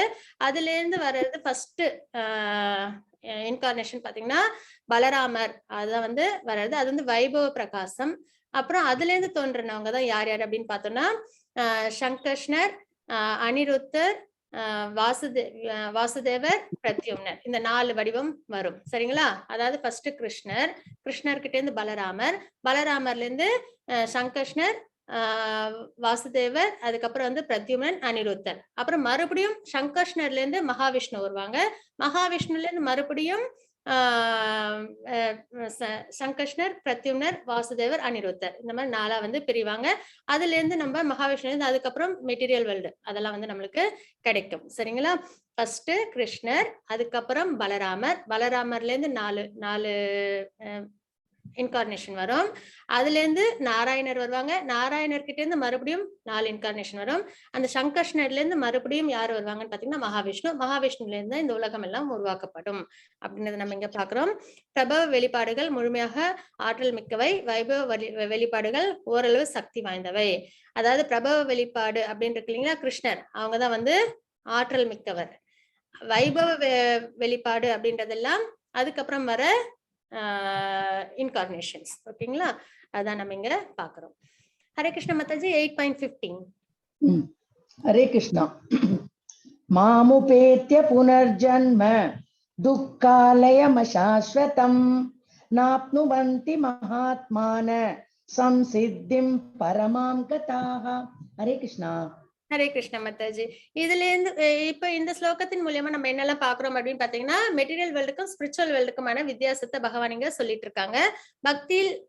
பக்தியில் யோகிகளான மகாத்மாக்கள்னா முழுக்க முழுக்க தன்னை பகவானுக்காகவே அர்ப்பணம் பண்றவங்க. சரிங்களா? என்னை அடைந்த பிறகு முற்றிலும் துன்பம் நிறைந்த இந்த மெட்டீரியல் வேர்ல்டு எப்படி இருக்கு? துன்பம் நிறைந்தது.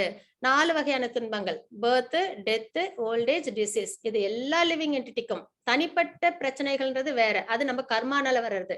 ஆனா எல்லா லிவிங் என்டிட்டிக்கும் இந்த உலகத்துல வர பிரச்சனை என்னன்னா பர்த் வந்து ரொம்பவே கடினமான ஒரு விஷயம் தான். அதே மாதிரி வந்து டிசீஸ், நோய் வந்ததுன்னா சொல்லவே வேண்டாம், நம்மளை போட்டு படித்து எடுத்துரும், கஷ்டம் தான் அதுவும். அதுக்கப்புறம் ஓல்டேஜ்லயும் நம்மளுக்கு நம்மளோட கடமைகளையே நம்மளால செஞ்சுக்கிறதுக்கு சில சமயம் தடுமாற்றம் இருக்கும், யாராவது நம்மளுக்கு உதவி செய்யற மாதிரி இருக்கும். அதுக்கப்புறம் பாத்தீங்கன்னா டெத் வந்து அவ்வளவு ஈஸியான ஒரு விஷயம் கிடையாது. பகவானோட விஷ்ணு தூதர்கள் வந்தாங்கன்னா அது சிறப்பு. அதே வந்து அவங்களோட யமதூதர்கள் வந்தாங்கன்னா அது இருக்கலே சிரமமானது. அதுக்கப்புறம் கடந்து போற பாதைகளும் சிரமமானது. மறுபடியும் திரும்பி பர்த் அப்படின்ற ஒரு லைஃப் சைக்கிள் இருக்குங்களா. அப்ப இது முற்றிலும் துன்பம் நிறைந்த இந்த தற்காலிகமான இது என்னது, நம்ம நிரந்தரமா இங்கேதான் இருக்க போறோம்னா கிடையாது இல்லைங்களா. ஒரு தடவை நம்மளுக்கு என்னது பிறப்பிறப்பு வருது. தற்காலிகமான உலகத்திற்கு திரும்பி வருவதே இல்லை. யார் வர்றது இல்ல? மகாத்மாக்கள். யார் ஒருத்தங்க பகவானுக்கு டிவோஷனல் சர்வீஸ் பரிபூர்ணமா செய்யறாங்களோ, மகாத்மாக்கள்ன்றது பெர்ஃபெக்டா டிவோஷனல் சர்வீஸ் பண்றவங்க தான் மகாத்மாக்கள் அப்படின்னு சொல்லுவோம். அந்த மாதிரி இருக்கிறவங்க திரும்பி இந்த உலகத்துல வர்றதே இல்லை. ஏனெனில் அவர்கள் மிக உயர்ந்த பக்குவத்தை அடைந்து விட்டனர். எது இந்த வாழ்க்கையில நம்ம தெரிஞ்சுக்கணுமோ அதை வந்து அவங்க தெரிஞ்சுக்கிறாங்க, எதை செய்யணுமோ அதை அவங்க செய்யறாங்க. பகவான் யாருன்னு தெரிஞ்சுக்கிறாங்க, பகவானுக்கு டிவோஷனல் சர்வீஸ் பண்றாங்க. அதுதான் இருக்கலே மிக உயர்ந்த பக்குவம் அப்படின்றத நம்ம இங்க பாக்குறோம். இது வந்து இந்த மகாத்மாக்களுக்கு என்ன நடக்குது, அதாவது பியூர் டிவோட்டிஸ் என்ன ஆகுறாங்கன்னா, இந்த மெட்டீரியல் உலகத்துல துக்கம் நிறைஞ்ச இந்த மெட்டீரியல் உலகத்துல பிறப்பதில்லை. அவங்க எங்கதான் இருக்கிறாங்க? பக்குவம் அடைஞ்சனால அவங்க பகவானோட லோகத்தை அடையறாங்க அப்படின்றத நம்ம இங்க பாக்குறோம். ஹரே கிருஷ்ண மாதாஜி 8.16. ஹரே கிருஷ்ணா. ஆப்ரம்ம புவனாலோகா புனராவர்த்தினோர்ஜுன மாமுபேத்ய து கௌந்தேய புனர்ஜன்மன வித்யதே. ஹரே கிருஷ்ணா. ஹரே கிருஷ்ண மாதாஜி. ஜட உலகின் மிக உயர்ந்த லோகத்தில் இருந்து அதாவது மெட்டீரியல் உலகத்துல, மெட்டீரியல் வேர்ல்டுல மிக உயர்ந்த லோகம்ன்றது பிரம்மலோகம், மிக தாழ்ந்த லோகம்ன்றது பாதாள லோகம். சரிங்களா? அப்போ மிக உயர்ந்த லோகத்துல இருந்து மிக தாழ்ந்த லோகம் வரைக்கும் எல்லாத்துலயும் என்ன இருக்கு? அனைத்தும் பிறப்பு இறப்பு மாறி மாறி நடைபெறும் துன்பம் நிறைந்த இடங்களே. அப்போ மிக உயர்ந்த இடத்துல இருந்து தாழ்ந்த இடம் வரைக்கும் என்ன இருக்கு? பிறப்பு இறப்புன்றது உண்டு.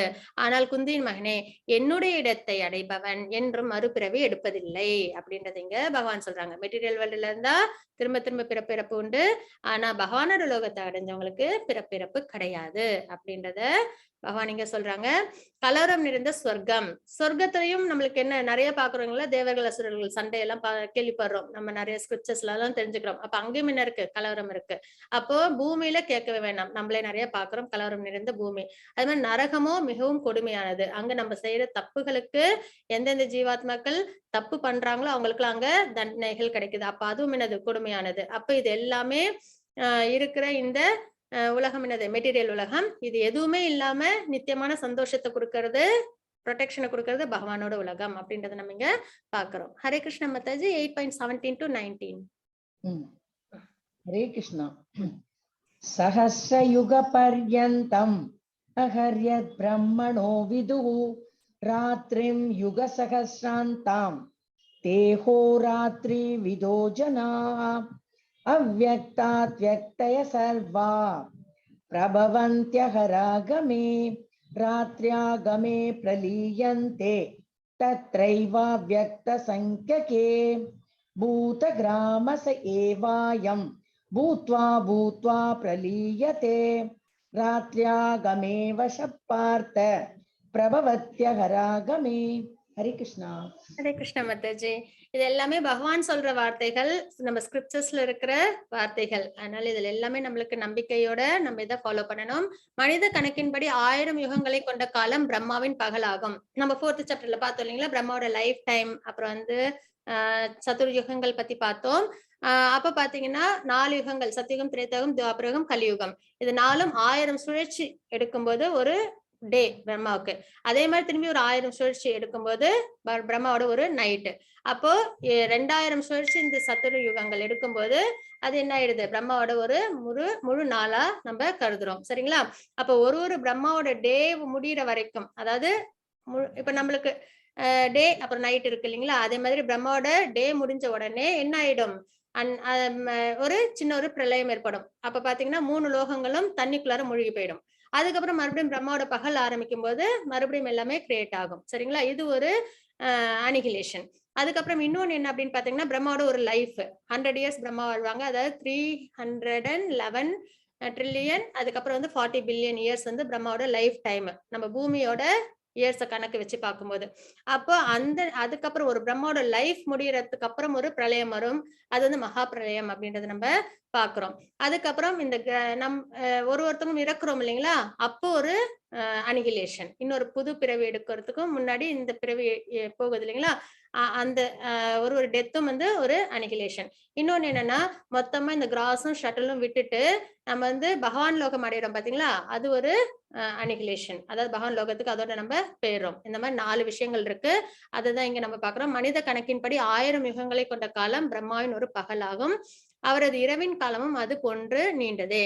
பிரம்மாவின் பகல் தோன்றும் பொழுது எல்லா ஜீவாத்மாக்களும் அவ்யக்த நிலையிலிருந்து தோன்றுகின்றன. பின்னர் இரவு வந்தவுடன் மீண்டும் அவை அவ்யக்தத்துடன் இணைந்து விடுகின்றன. மீண்டும் மீண்டும் பிரம்மாவின் பகல் வரும்போது இந்த ஜீவாத்மாக்கள் தோன்றுகின்றன. பிரம்மாவின் இரவு வரும்போது இவர்கள் அனாதரவாக அழிக்கப்படுகின்றனர் அப்படின்றத நம்ம இந்த ஸ்லோகத்துல நம்ம பாக்குறோம். சரிங்களா? ஹரே கிருஷ்ண மாதாஜி. 8.20. ஹரே கிருஷ்ணா.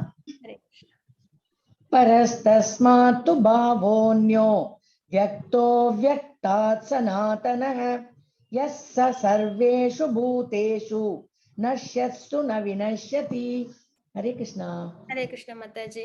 அதுக்கப்புறம் பாத்தீங்கன்னா இப்ப பகவான் என்ன சொல்றாங்கன்னா, இதெல்லாம் இந்த மெட்டீரியல் வேர்ல்ட பத்தி சொல்லிட்டாங்க. சரிங்களா? இப்ப ஸ்பிரிச்சுவல் வேர்ல்டுல இருப்பினும் தோன்றி மறையும் இந்த ஜடத்திற்கு அப்பால் நித்தியமானதும் திவ்யமானதும் மற்றொரு தோன்றாத இயற்கை உள்ளது. அது பரமமானது, என்றும் அழிவடையாதது. இவ்வுலகில் உள்ள அனைத்தும் அழியும் போதும் அப்பகுதி அழிவதில்லை. ஸ்பிரிச்சுவல் வேர்ல்டு எப்படி இருக்குன்றாங்கன்னா, எப்பயுமே நித்தியமானது, அழிவில்லாதது. அங்க வந்து துக்கங்களும் கிடையாது. இந்த 4 ப்ராப்ளமும் நம்மளுக்கு அங்க கிடையாது. இல்யூஷன், இம்பர்ஃபெக்ட் சென்சஸ், அதுக்கப்புறம் வந்து சீட்டிங் ப்ரொஃபன்சி, மிஸ்டேக், இது 4 அங்க கிடையாது. அதே மாதிரி நம்மளோட 4 problem, birth, death, old age, disease, இந்த 4ம் அங்க கிடையாது. ஃபுல் அண்ட் ஃபுல் என்னது, பகவானோட லோகம் பிரகாசமா இருக்கும். அங்க வந்து நம்மளுக்கு நித்தியமான சந்தோஷமே கிடைக்கும் அப்படின்றத நம்ம இங்க பாக்குறோம். ஹரே கிருஷ்ண மாதாஜி. 8.24 and 8.25. ஹரே கிருஷ்ணா. அக்னிர் ஜோதிரஹ சுக்ல ஷண்மாசா உத்தராயணம் தத்ர பிரயாதா கச்சந்தி பிரம்ம பிரம்ம விதோ ஜனாஹ தூமோ ராத்ரிஸ்ததா கிருஷ்ண ஷண்மாசா தக்ஷிணாயனம் தத்ர சாந்திரமசம் ஜோதிர் யோகி பிராப்ய நிவர்த்ததே. ஹரே கிருஷ்ணா. ஹரே கிருஷ்ண மாதாஜி. இப்போ டிவோஷனல் சர்வீஸ் பண்ணாம தியானம் பண்ணி அவங்க வந்து அவங்க உடலை விடும்போது அவங்க எந்த பாதையில போவாங்க, அதே வந்து சாதாரணமா உடலை விடுறவங்க எப்படி போவாங்க அப்படின்றத நம்ம இங்க பாக்குறோம். பரபிரம்மனை அறிந்தவர்கள் அக்னி தேவனின் பரபிரம்மனை அறிந்தவர்கள் என்பது யாரு? யோகிகள். சரிங்களா? அக்னி தேவனின் ஆதிக்கத்தில் வெளிச்சமான நேரத்துல ஒளியில் பகலின் நல்ல நேரத்தில் பகல்லே வர நல்ல நேரத்துல வளர்பிறையில் உள்ள வாரங்களில் வளர்பிறைன்னு சொல்லுவோம் இல்லைங்களா? அமாவாசைக்கு அப்புறம் வர 15 நாட்கள் அது. அப்புறம் சூரியன் வடக்கு நோக்கி செல்லும் 6 மாதங்கள். அதாவது சூரியன் வந்து வடக்கு நோக்கி டிராவல் பண்ணும் இல்லைங்களா? உத்தராயணம் அப்படின்னு சொல்லுவோம். அந்த 6 மாதங்கள் இவ்வுலகை விட்டு சென்று அந்த பரமனை அடைகின்றனர் அப்படின்றத அவங்களோட பாதை இதுதான். யாரு ஒருத்தவங்க பரமனை அறிந்து அவங்க வந்து அக்னி தேவன் அதாவது வெளிச்சத்துல அதாவது டே டைம்ல பகலில் நல்ல நேரத்தில் வளர்பிறையில் உள்ள 2 வாரங்களில் சூரியன் வடக்கு நோக்கி செல்லும் 6 மாதங்களில் இவ்வுலகை விட்டு சென்று அந்த பரமனை அடைகின்றனர். இது ஒரு வே. இன்னொன்னு வந்து புகையும் இருளும் தேய்பிரையும் அதாவது இருட்டு நேரத்துல இருளு தேய்பிரைன்றது பௌர்ணமிக்கு அப்புறம் வர 15 நாட்கள். சூரியன் தெற்கு நோக்கி செல்லும் 6 மாதங்கள் உத்தராயணம் அப்படின்னு சொல்லுவாங்க, தட்சிணாயனம் அப்படின்னு சொல்லுவாங்க இல்லைங்களா? இவ்வுலகை விட்டு செல்லும் யோகிகள் சந்திரலோகத்தை அடைந்து மீண்டும் திரும்பி வருகின்றனர். அவங்க என்ன பண்றாங்க? சந்திரலோகத்தை அடைஞ்சிட்டு மறுபடியும் அவங்க என்ன பண்றாங்க? திருப்பி இந்த மெட்டீரியல் வேர்ல்ட்ல பிறவி எடுக்கிறாங்க அப்படின்றத நம்ம பாக்குறோம். ஹரே கிருஷ்ண மாதாஜி. 8.28. ஹரே கிருஷ்ணா. வேதேஷு யஜ்ஞேஷு தபஸ்ஸு சைவ தானேஷு யத் புண்ணிய ஃபலம் பிரதிஷ்டம் அத்யேதி தத் சர்வமிதம் விதித்வா யோகி பரம் ஸ்தானமுபைதி சாத்யம். ஓம் தத் சதிதி ஸ்ரீமத் பகவத் கீதாசு உபனிஷத்சு பிரம்ம வித்யாயாம் யோக சாஸ்திரே ஸ்ரீ கிருஷ்ணார்ஜுன சம்வாதே அக்ஷர பிரம்ம யோகோ நாம அஷ்டமோ அத்தியாயः. சர்வம் கிருஷ்ணார்ப்பணமஸ்து. ஹரே கிருஷ்ண மாதாஜி. தேங்க்யூ மாதாஜி. ஹரே கிருஷ்ணா. பக்தி தொண்டின் பாதையை ஏற்றவன். இதுதான் பக்தி தொண்டு. யார் ஒருத்தவங்க டிவோஷனல் சர்வீஸ் பண்றாங்களோ அது ரெண்டும் டிவோஷனல் சர்வீஸ் பண்ணாதவங்களுக்கு, இது வந்து டிவோஷனல் சர்வீஸ் பண்றவங்களுக்கு. பக்தி தொண்டின் பாதையை ஏற்றவன் வேதங்களை படித்தல், யாகங்களை செய்தல், தவம் புரிதல், தானம் கொடுத்தல், கர்ம ஞான பாதைகளை மேற்கொள்ளுதல் ஆகியவற்றால் அடையப்படும் பலன்களை இழப்பதில்லை. பக்தி தொண்டை செய்வதன் மூலமாகவே இவை அனைத்தையும் பெற்று, அதாவது வேதம் படிக்கிறதா இருக்கட்டும், யாகங்கள் செய்யறதா இருக்கட்டும், தவம் செய்யறதா இருக்கட்டும், தானம் கொடுத்தல், கர்மயோகம் ஞான யோகம் தெரிஞ்சுக்கிறது, அதாவது கர்மயோகம் பண்றது ஞான யோகம் தெரிஞ்சுக்கிறது, இதெல்லாம் என்ன பலன் கிடைக்குமோ அதெல்லாம் எதிலே கிடைச்சிருது? பலன்களை இழக்காமல் பக்தி தொண்டை செய்வதன் மூலமாகவே அனைத்தையும் பெற்று. ஏன்னா இதெல்லாம் நம்ம தெரிஞ்சாலும் நம்ம தெரிஞ்சுக்க போற என்ன விஷயம் என்ன? நம்ம இதெல்லாம் தானம் தவம் யாகம் யஜ்ஞம் எல்லாம் செஞ்சாலும் பகவானை சாட்டிஸ்ஃபை பண்றதுக்கு தான். அப்ப பக்தி தொண்டுன்றது ஸ்ட்ரைட்டா பகவானை நம்ம சாட்டிஸ்ஃபை பண்றோம்.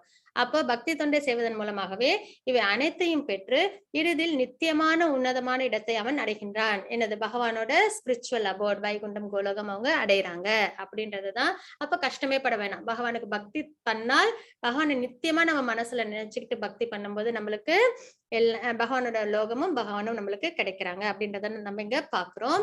அதுக்கப்புறம் பாத்தீங்கன்னா இது வந்து கோலோக சார்ட். ஒரு 5 நிமிஷம் ஆகும். இன்னைக்கு கொஞ்சம் டைம் ஆயிடுச்சு. இருந்தாலும் ஒரு 5-10 நிமிஷத்துல முடிச்சிடலாம்.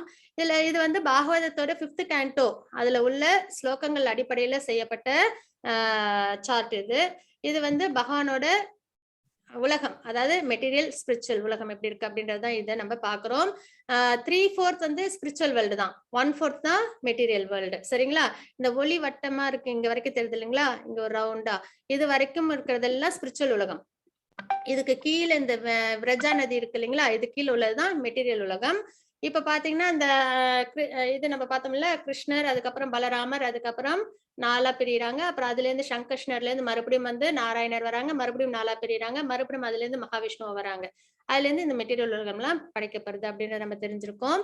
அப்போ அந்த விஷயத்த நம்ம பார்க்கும்போது இந்த ஸ்பிரிச்சுவல் வேர்ல்டுல என்னென்ன இருக்கு அப்படின்னு பார்த்தோம்னா, கோலோகம் பகவானோட அபோர்டு, அதை சுத்தி இது வந்து உள்ளார இருக்கிறது.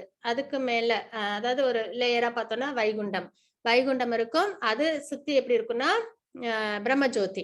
யார் ஒருத்தவங்க தியானம் பண்றாங்களோ, ஒளி வடிவத்துல பகவான் வழிபடுறாங்களோ அவங்க இந்த பிரம்மஜோதி வரைக்கும் போவாங்க. அதே பகவானை வந்து விஷ்ணுவை வழிபடுறவங்க வைகுண்டம் போவாங்க, கிருஷ்ணரை வழிபடுறவங்க கோலோகம் போவாங்க. இது தாத்பரியம். சரிங்களா? இங்க ஒரு இடம் இருக்கு இல்லைங்களா? இதுதான் பகவான் இவங்க சிவபெருமானோட இடம், கைலாசம். சரிங்களா? இந்த இடத்துல சிவபெருமான் இருக்கிறாங்க. அதுக்கப்புறம் பாத்தீங்கன்னா இதுதான் விரஜா நதின்றது.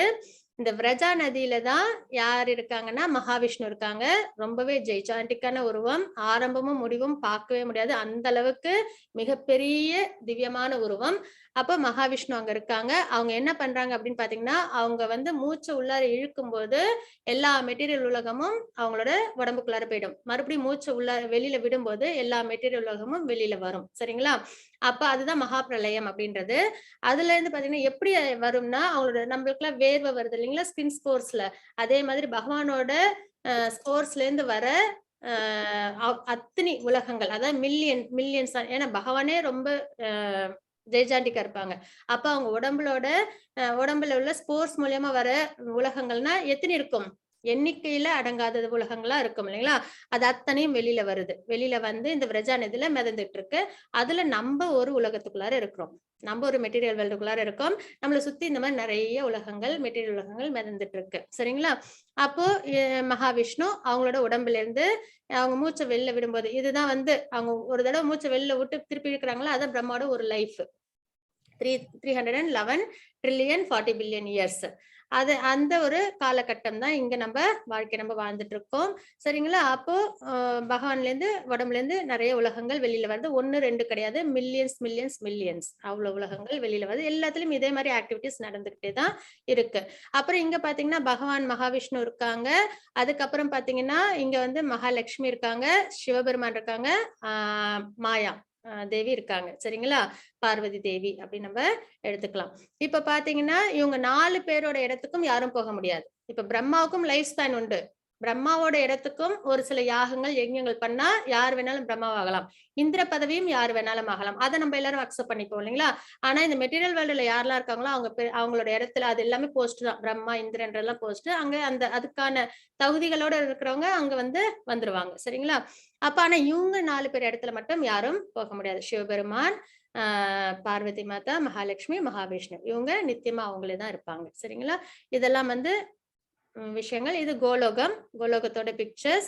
பகவான் அவங்களை சுத்தி அஷ்ட சகிகள், அதுக்கப்புறம் அதே மாதிரி கிருஷ்ணரோட ஃப்ரெண்ட்ஸ் அவங்களையும் சொல்லுவாங்க. அதுக்கப்புறம் நிறைய அவங்களுக்கான அந்த பிருந்தாவன்ல யாரெல்லாம் இருந்தாங்களோ அவங்கலாம் அந்த மாதிரி ஒவ்வொரு அது ஒரு லோட்டஸ் பெட்டல் மாதிரி ஒரு பெட்டல்ஸும் ஒருத்தவங்களை குறிக்கும். சரிங்களா? அதுக்கப்புறம் வைகுண்டம்ன்றது பகவான நாராயணர் வடிவத்துல மகாலட்சுமியோட சேவை சாதிக்கிற இடம். அதுக்கப்புறம் பாத்தீங்கன்னா இது மெட்டீரியல் வேர்ல்டு. இதுதான் அங்க பார்த்தோம். என்னன்னா இது வரைக்கும் பிரம்மஜோதி, இதுதான் சதாசிவ லோகா. சரிங்களா? இப்ப சிவபெருமானோட அபோர்டு. இதுக்கப்புறம் இருக்கிறது நம்ம இருக்கிற இந்த மெட்டீரியல் உலகம். இதுல என்ன அப்படின்னு பார்த்தோம்னா மெட்டீரியல் வேர்ல்டு 7 லேயர்ஸா இருக்கு. சரிங்களா? 7 லேயர்ஸ்ல என்னென்ன அப்படின்னு பார்த்தோம்னா எர்த், வாட்டர், ஃபயர், ஈத்தர், அதாவது பஞ்சபூதங்கள். அதுக்கப்புறம் இன்டெலிஜென்ஸ், ஃபால்ஸ் ஈகோ, அதுக்கப்புறம் மகா தத்துவா. இதெல்லாம் லெவல்ஸ்ல அதிகமா வரும்போது உங்களுக்கு எக்ஸ்பிளைன் பண்ணுவாங்க. அதுக்கப்புறம் இங்க பாத்தீங்கன்னா 14 லோகங்கள் இருக்கும். அதுல நம்ம இருக்கிறது பூலோகம். மேல 7 லோகங்களுக்கும் கீழே 7 லோகங்கள் இருக்கும். சரிங்களா? பூலோகத்தில் தான் நம்ம எல்லாம் இருக்கும். மேல உள்ள லோகங்கள்லாம் பாத்தீங்கன்னா சத்தியலோகம் வரைக்கும் அது போகும். கீழே அதே மாதிரி பாதாளோகம் வரைக்கும் போகும். மேல உள்ளதெல்லாம் நல்ல நல்ல பயஸ் ஆக்டிவிட்டிஸ் பண்ணும்போது அதுக்கேற்ற மாதிரி இடங்கள் நம்மளுக்கு கிடைக்கும். கீழே உள்ள இந்த லோகங்கள்லாம் பாத்தீங்கன்னா நம்ம செய்யற தப்பான விஷயங்கள் ஏதாவது செஞ்சோம்னா பாதாள லோகம் வரைக்கும் நம்மளுக்கு போகும். ஆனா நம்ம இங்க இருந்துதான் முக்தின்றது கிடைக்கும். இந்த ஒரு நூல் மாதிரி இருக்கு இல்லைங்களா? ஹரே கிருஷ்ணா மகாமந்திரம். அதாவது பகவானோட ஹரிநாமம். யார் ஒருத்தங்க பகவானோட நாமத்தை சொல்றாங்களோ அதுதான் நம்மள இது ஒரு முட்டை வடிவில் இருக்கும். இதுல 7 லேயர் இருக்குங்களா? அந்த 7 லேயர் தான் நம்மளோட இந்த கிராஸ் பாடி, ஷட்டில் பாடிலாம். அதை கிராஸ் பண்ணிட்டு இந்த மெட்டீரியல் விஷயத்த கிராஸ் பண்ணிட்டு எது நம்மள வெளியில எடுத்துட்டு போகும்னா ஒரே ஒரு சக்தியால தான் முடியும். அது என்னன்னா பகவானோட நாமம். அதனாலதான் சாண்டிங் பண்ணணும் அப்படின்றத நம்ம பாக்குறோம். சரிங்களா? அப்ப இந்த ஹரிநாமத்தை சொல்லும் போது, பகவானோட நாமத்தை சொல்லும் போது நம்ம இந்த லேயர்ஸை கிராஸ் பண்ணி நம்ம முக்தி அடைகிறோம், லிபரேஷன் நம்மளுக்கு கிடைக்குது அப்படின்றதுதான் தாத்பரியம். இது நல்லா இன்னும் கூகுள்ல போட்டு சர்ச் பண்ணீங்கன்னா நிறைய விஷயங்கள் உங்களுக்கு கிடைக்கும். இதெல்லாம் பாத்தீங்கன்னா கிருஷ்ணரோட லீலைகள். இது பாத்தீங்கன்னா முகுந்தமால ஸ்தோத்திரத்திலையும் இதை பத்தி சொல்லியிருக்காங்க. மரணம் ஏற்படும் சமயத்திலும் உன் திருவடியையே சிந்தனை செய்கின்றேன் என்று சொன்ன ஆழ்வார்களுக்கு ஒரு சந்தேகம் வந்தது. கபம், வாதம், பித்தம் இவையெல்லாம் நெஞ்சை நெருக்கி குரலை ஒடுக்கி மனத்தை தடுமாறும்படி செய்துவிட்டால் மரணம் ஏற்படும் சமயத்தில் நீ கிருஷ்ணனை நினைக்காமல் தடுத்து விட்டால் என்ன செய்வது? சமயத்தில் ஸ்ரீ கிருஷ்ணரை நினைக்காமல் தடுத்து விட்டால் என்ன செய்வது? அதாவது மரணம்ன்றது எப்போ ஏற்படும் தெரியாது இல்லைங்களா? அந்த நேரத்தில் நம்மளால பகவானை நினைக்க முடியுமா அப்படின்னா, அது வந்து நம்ம கண்டிப்பா டிவோஷனல் சர்வீஸ் இருந்தா பகவானே நம்மளுக்கு அதுக்கான அனுகிரகத்தை கொடுப்பாங்க. ஆனா அதுக்கு அப்போ யோசிச்சு சொல்ல முடியலனாலும் இப்போதே சொல்லி வைத்தேன் ஆழ்வார்கள்லாம் பாடி வச்சாங்க. அதே மாதிரி எப்போ நம்மளுக்கு கிடைக்குதோ அந்த நேரத்தில் நம்ம பகவான் நாமத்தை சொல்லும்போது கண்டிப்பா பகவான் அதை தெரிஞ்சுக்கிட்டு நம்மளுக்கு என்ன பண்ணுவாங்க, நம்மளுக்கு அனுகிரகம் பண்ணுவாங்க. மரணம் தருவாயிலும் நம்மளுக்கு அவங்களோட நினைவு வர வைப்பாங்க அப்படின்றதுதான் தாத்பரியம். இதை நம்ம 8th சாப்டர்ல நம்ம பார்த்தோம். அநேகமா இது ஓவரால் எல்லாமே கவர் பண்ணிட்டோம். அர்ஜுனரோட 8 கேள்வி, இறக்கும் தருவாயில் கிருஷ்ணரை நினைவில் கொள்வது எப்படி, யோக மிஸ்ரா பக்தி, தூய பக்தியால் கிருஷ்ணரை நினைவுபடுத்துதல், பொருள் உலகம் ஆன்மீக உலகத்துக்கும் உள்ள வித்தியாசங்கள், கிருஷ்ணரை பெறுவது தூய பக்தியே உச்சநிலை அப்படின்றத நம்ம பார்த்தோம். வாஞ்சா கல்பத்தரூபஸ்ய கிருபா சிந்து பயவச்ச பத்திதானம் பாவனேபி வைஷ்ணவ நம நமः. அநேக கோடி வைஷ்ணவேந்திர கி ஜெய், ஷிலா பிரபுபாத் கி ஜெய். ஹரே கிருஷ்ணா.